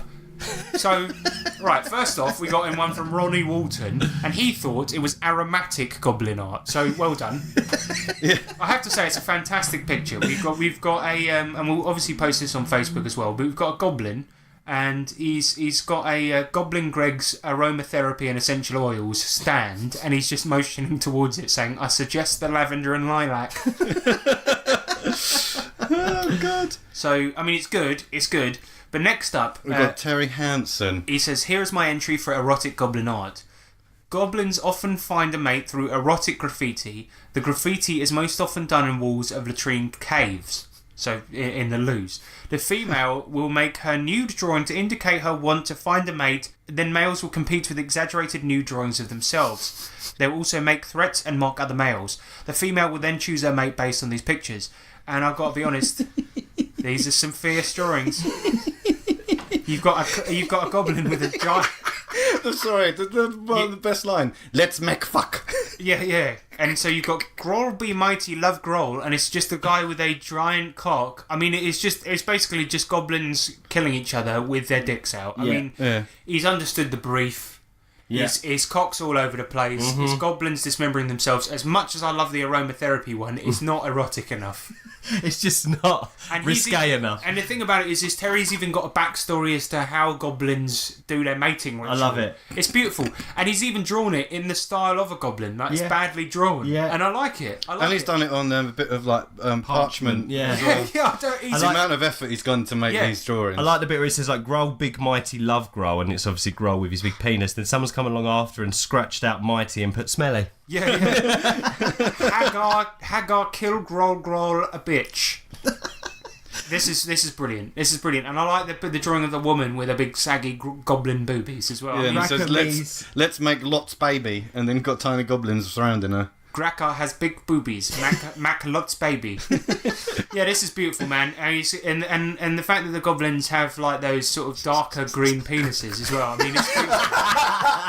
I like his use of shading. Yeah, or when you get older and your penis goes like a darker shade of brown. Gets better tan than you. The rest of your body does. Yeah, I mean, so apparently the same thing happens to goblins. Now we know. So there you go. If you haven't done anything, So you've well learned done, something. Terry. You are the winner. Yes, And well done, Terry. Well done.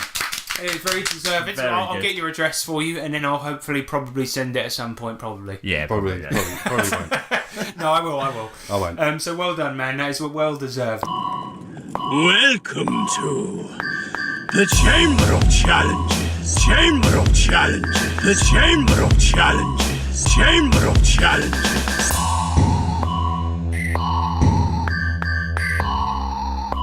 The Chamber of Challenges. Welcome, ladies and gentlemen, to the Chamber of Challenges. And in this segment, we do challenges for each other, right? And this is going to be no exception. So, today we're going to try and break a world record. Oh yeah. For All right? Dice stacking. Oh, well, Oh, my I need God. to get a different surface. No, you'll be fine. You'll be fine. I doubt you're going to break it anyway. So, but just do your best. Okay. So, I'm not going to tell you what the record is until you've tried it once. We might try it twice. We'll see what happens. But the current world record holder is a bloke called Silvio Sabar in Italy, right? And in November 2013, he achieved a staggering world record, probably literally because it was a high tower of dice. Right, it has to be a single tower of dice, and you've got 1 minute to do it in, right? Okay, so I'm gonna sort of narrate to the listeners what's going on, and you guys need to be counting as you're going up, right? Okay. Well, allowed. No, just in your heads. Okay. Because that would be fucking annoying. Right, okay? So, 3, 2, 1, begin. Okay, so, they're stacking the dice. Nick is actually selecting dice carefully. I don't know why he's done that. But the concentration here in the studio is immense. I don't know really what to narrate here. I mean, commentating on this is quite difficult, but I will tell you what I had for breakfast this morning, ladies and gentlemen. I did have shakshuka, but I'm a vegan, obviously, so it did not have the eggs in it. It was quite delicious. James is doing very well, getting very high here. I'm just going to have to lean away from my mic for a second because I can't see what Nick's doing. Immensely high, ladies and gentlemen. The pink one is currently at the top. James, he's doing well. He's doing well. Okay, but I don't think they're anywhere near the world record holder. I don't want to spoil anything at the minute.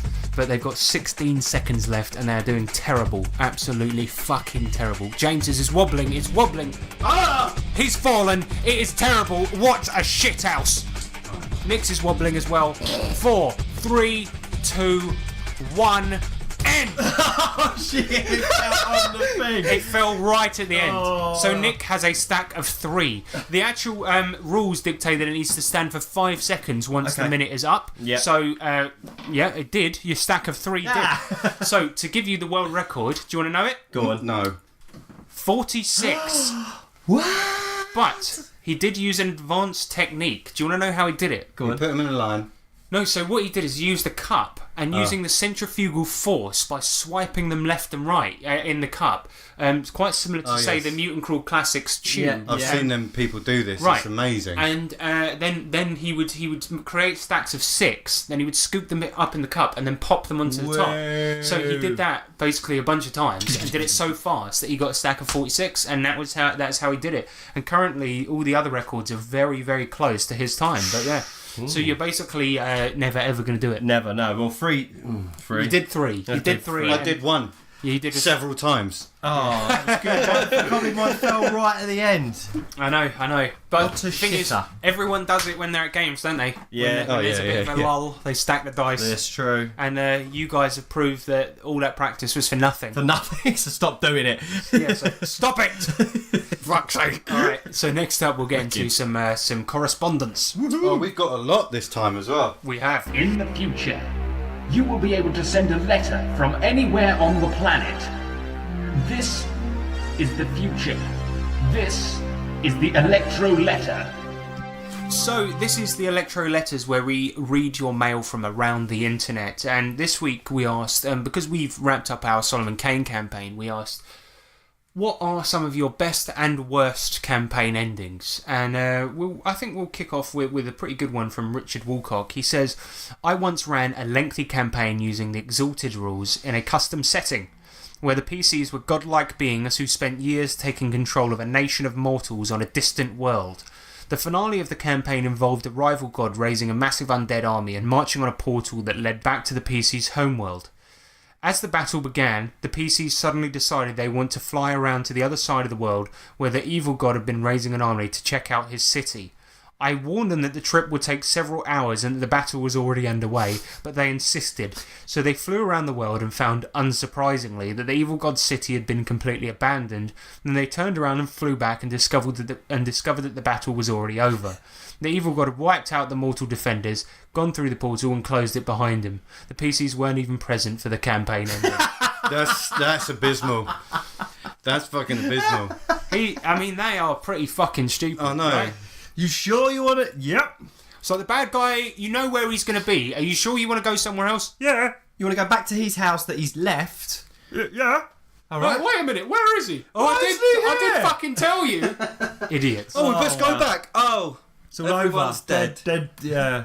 Owen Lean comes in. He's got a worse campaign ending. Every campaign I played with the Origins group I was in always ended the same. And I'm fairly certain this is a LARP. Every session, we just murder-hoboed everything, got XP and goob, and then left. The campaigns ended when we had so much XP that there wasn't a challenge anymore, at which point we just stopped and played a different game. No story, no resolution, just XP. XP Oh my junkies. god. So you just get to the end of the game and the DM goes, okay, it's over now. You got 3,000 XP, bye. Jesus Christ. a wall down if you wanted. Yeah, just knock a few walls down. Well, Fucking don't bet gutter in if you want. That's madness. Oh God. Next one we got in is from John Steve. The man with 2 first names. Oh, what a Yes. great guy. He probably has never heard that before. Sorry. Sorry, It's like Steve. people that call me Harrison Ford, isn't it? All right, and then he says, I had a homebrew fantasy game years back where a former PC turned evil NPC became an apprentice to the evil sorceress queen. The group had successfully, over a period of several months of play, managed to corner the evil queen, but she was about to use her magic portal to escape into another realm. Just as the evil queen was finishing her brief monologue, the evil apprentice stabbed her in the back, killing her. The players fell silent and were dumbfounded. It was years later before I truly realised what a crap ending that was for the players. I snatched victory and defeat from them. Lesson learned. Yeah, man. Ah. I don't really get it. So He's his apprentice. So he's NPC He's playing then. the apprentice, and he just killed the boss. Killed the Queen, and that was it. Oh shit! So he just the last boss appears, and then he just goes, and then this NPC comes out of nowhere and kills her. Yeah. Oh, that is shit. Oh, nosy. Oh, John, you really goofed it. He forgot he was Well, at least he GM there. He thought he was a player. He put lesson learned though, so Yeah. Derek. Oh, John. So next one comes in from Derek Pennycuff. He says, when I ran my homebrew Savage Worlds of Shadowrun Harlequin mini campaign for my kids and a few of their friends when we make it to the final session. Well, spoiler warning for a 30-plus-year-old adventure. Cheers, mate. The plot is the PCs keep getting hired for runs that relate to this one immortal elf dude, and eventually they find out they're being hired for another immortal elf dude. These elves have been literal millennia of history together, and the PCs have been caught up in some sort of game elves sometimes play where they try to one-up each other in specific ways. As written, by the time we get to the end, the PCs are supposed to be caught up in this plot and give enough of a damn to pick a side. And it's generally assumed that they're going to align themselves to the guy who's been paying them. But in the kids' defence, that's not a very realistic outcome for the style of mercenary characters found in Cyberpunk in general, and Shadowrun in particular. So at the end, the PCs end up in a magical elf realm, and the book actually describes a waiting area with Oompa Loompa-like critters available to wait on them hand and foot.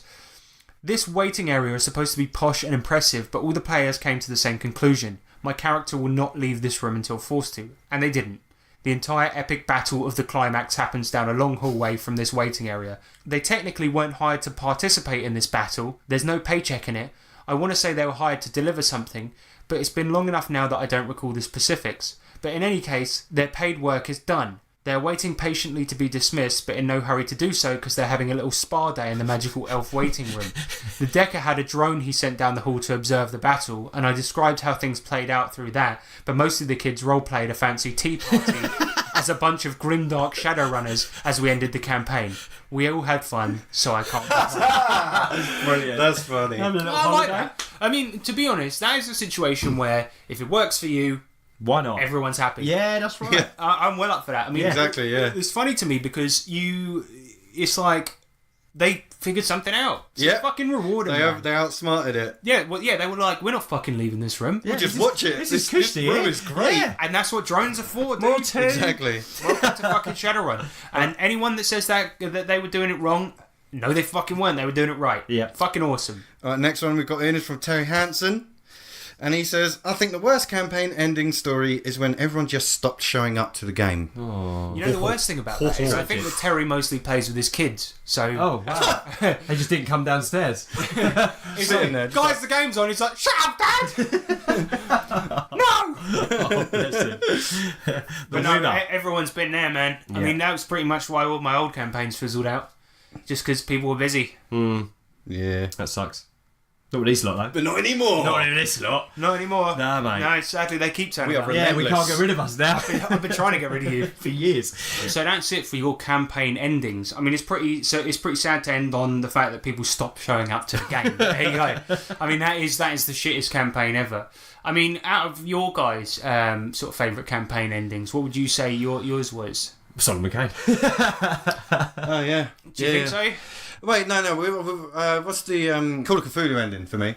Because it was like so intense. So yeah, they went back in time to sort of destroy a cosmic threat before it was even born, and you sort of cosmically aborted it. Oh my god, yeah. And we got enveloped into like this crazy space area with like loads of sort of like warping faces surrounding us, and it was really intense. And Harrison chose like this amazing music to put on during it. Yeah, well, I mean that plot. I mean, I kind of 100% ripped out of the game Earthbound, and so I used the music from Earthbound. But it was fantastic. I was really so cool. immersed. Yeah. I was actually sweating. I mean, obviously we've already told this story about the Solomon Kane one. That was pretty fucking. That intense. was amazing, wasn't it? I mean, one of my favourite campaign endings, I have to say, was Sean's one when we played Call of Cthulhu, because it was a total party kill. Oh yeah. And then, we got into a room and then we all just shot dead. Yeah, we all just got hit with a grenade,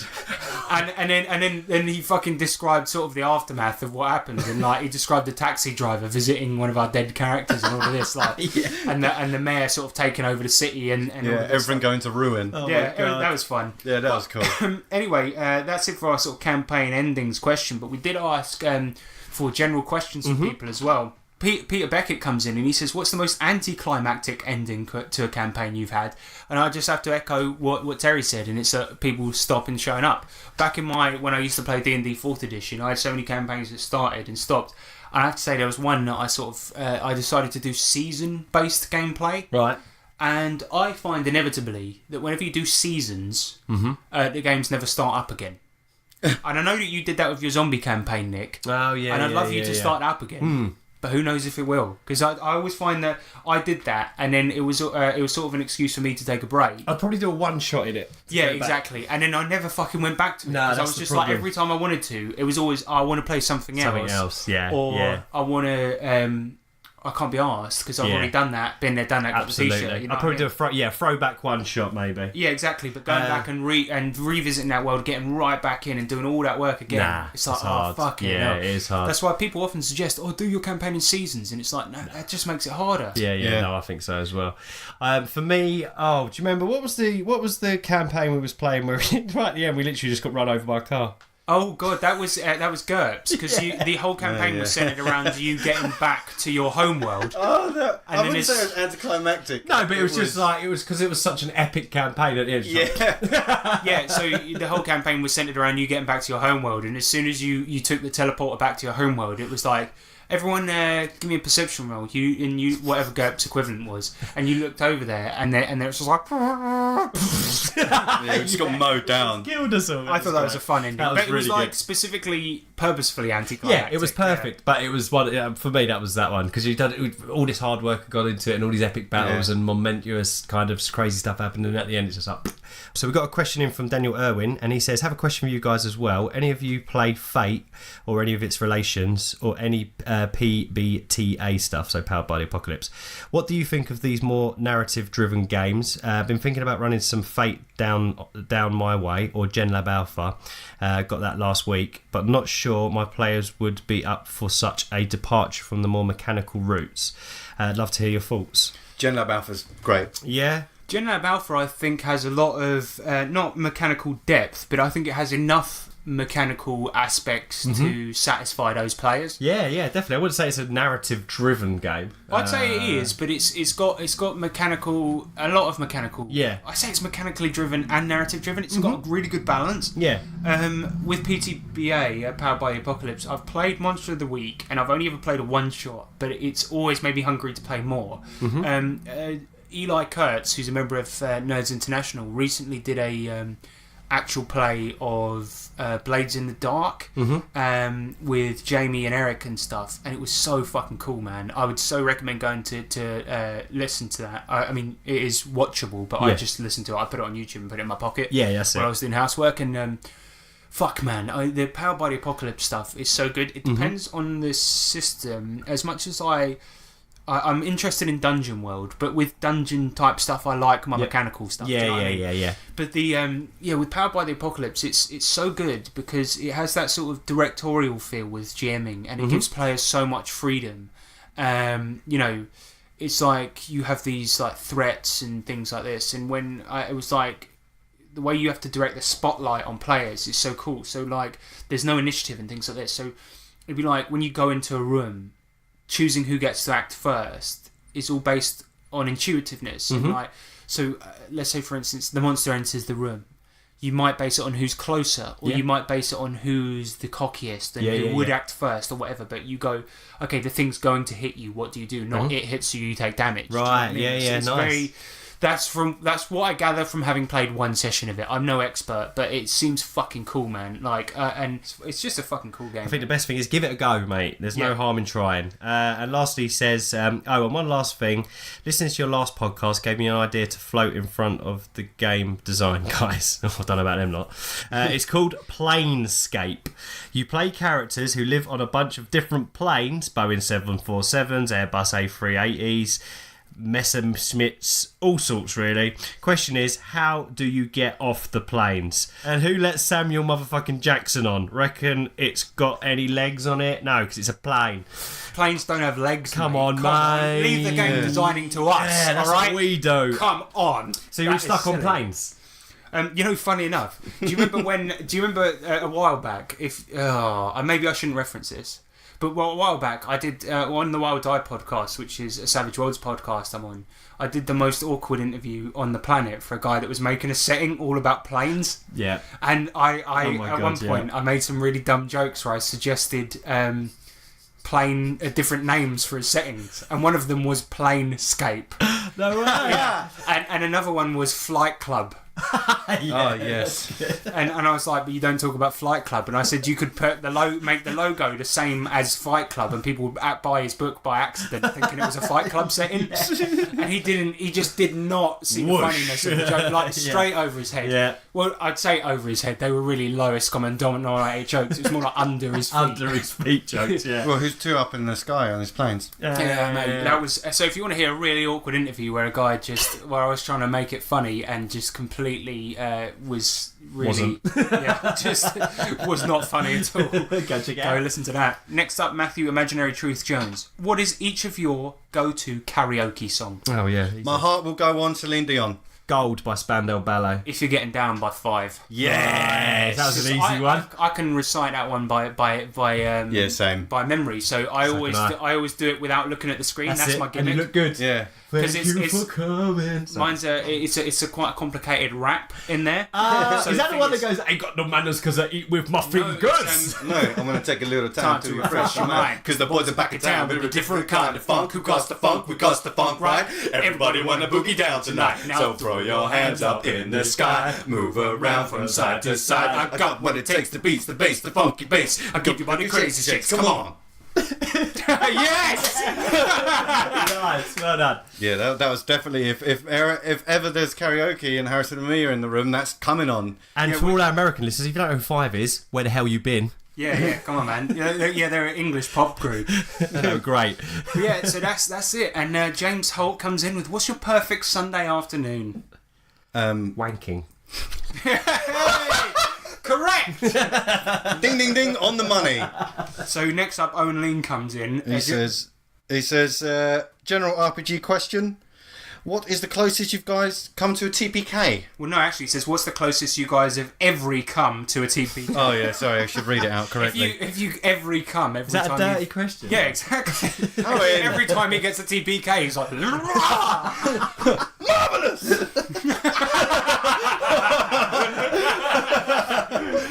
Mate, what do you mean? What's the closest I've come? Oh dear. Just then, I think. No, but every time I play with my mate, this is sounding worse by the minute because I was going to say every time I play with my brother. No, but every time my brother runs Call of Cthulhu, we have a bloody TPK. Yeah. Oh, yeah, man, he's brutal, motherfucker. Yeah, and we just spoke about how we had a long campaign in Call of Cthulhu that ended with a TPK. Yeah. Didn't we have one in DCC as well?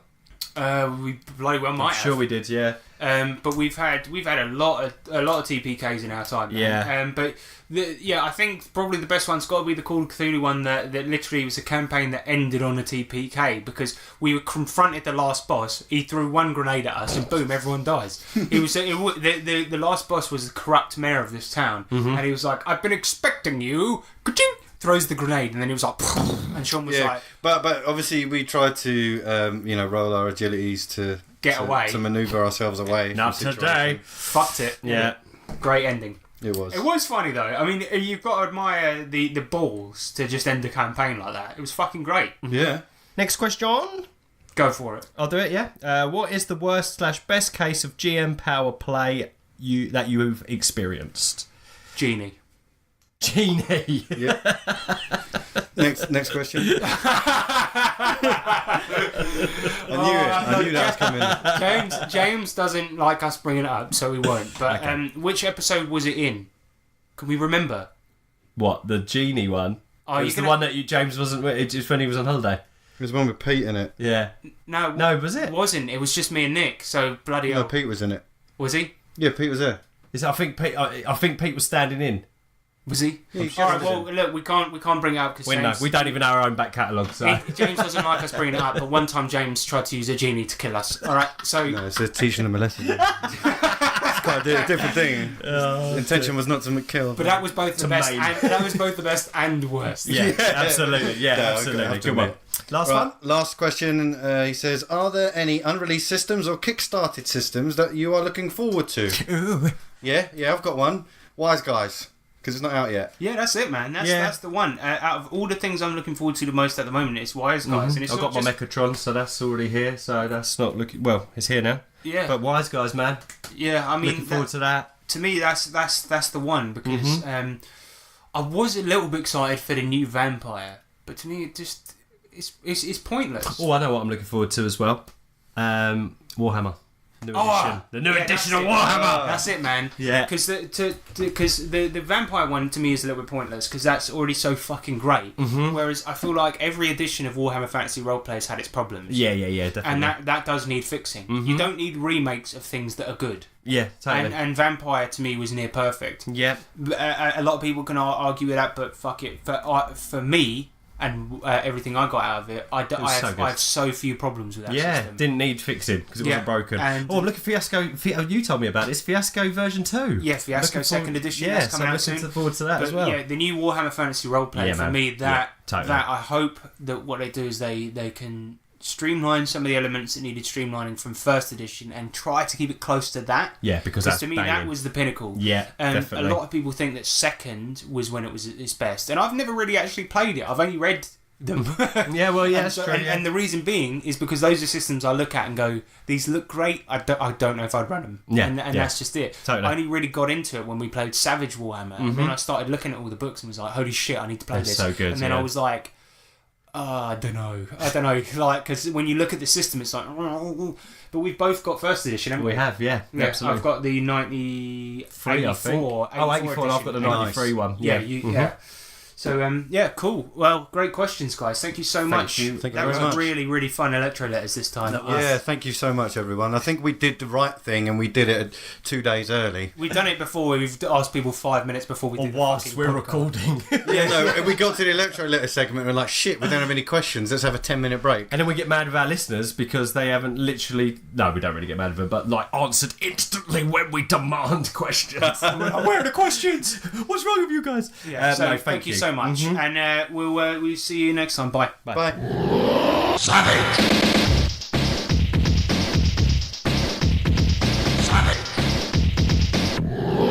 Right, so before we go, we're going to give you contact details, but before that even, we're going to remind you that we've got a convention coming up that we're all running, including our mate Peter Beckett as well, who's done a lot of work towards it, who's actually a great guy, despite all the rumours, right? He never did it. Where's the proof? Where's the proof, huh? Huh? Innocent till proven guilty. Exactly, we never saw the proof, right? That girl was a liar! Oh, yeah, I don't know. A liar! He didn't take her pepperoni. Right, okay? All right. There wasn't even a pepperoni. He doesn't even like pizza. He's never eaten a pizza. He's never seen a pizza. Despite the fact his name's Pizza Beckett. Anyway, we're running a convention called Savage Con. I nearly called it Savage Worlds then. And it's going to be in Red Hill on the following dates. The 21st and the 22nd of July this year.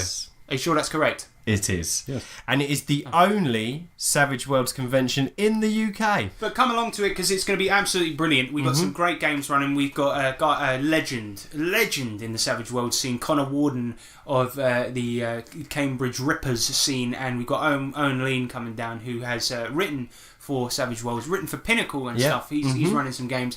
And of course, I am running a game. I'm doing Flash Gordon. James, you are doing Aliens vs. Rednecks, which is an amazing adventure. Fantastic. Apparently, Probably one of the best. it's redefined role-playing games as we know Even it.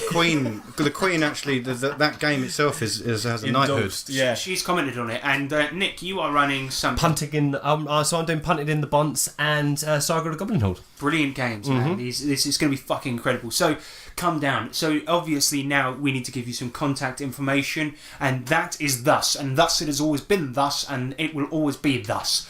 tabletoptwats@gmail.com Or Facebook.com/tabletoptea. and Twitter. At Tabletop Twats. So, yeah, contact us on those things. Or look us up on G+ and the Nerds International community.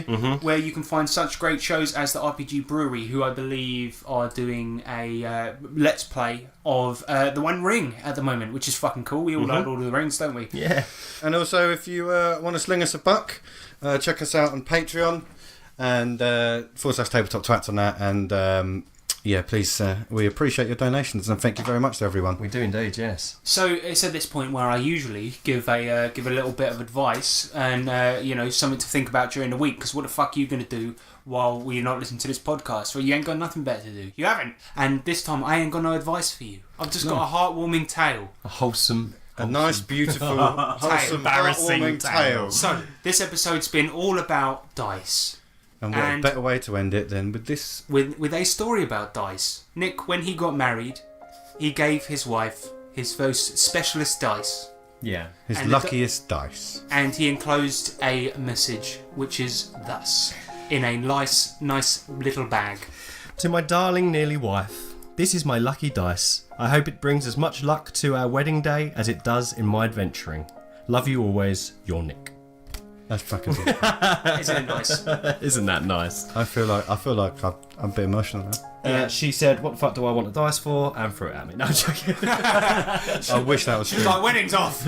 Yeah. So, of course, that reminds me, because on my wedding day, when I got married, immediately after the vows, and immediately after they said, "You may kiss the bride," a sort of weird wood nymph came bursting through the window and offered me some words of wisdom in a bag. And when he got it out, it was written in some strange font. And I obviously had to go and get it translated by a runesmith. And this runesmith actually took months to translate it. But eventually, when I came back from my honeymoon, he read the words out to me, and it was translated thusly. Chicken McBosh. That is all. Goodbye.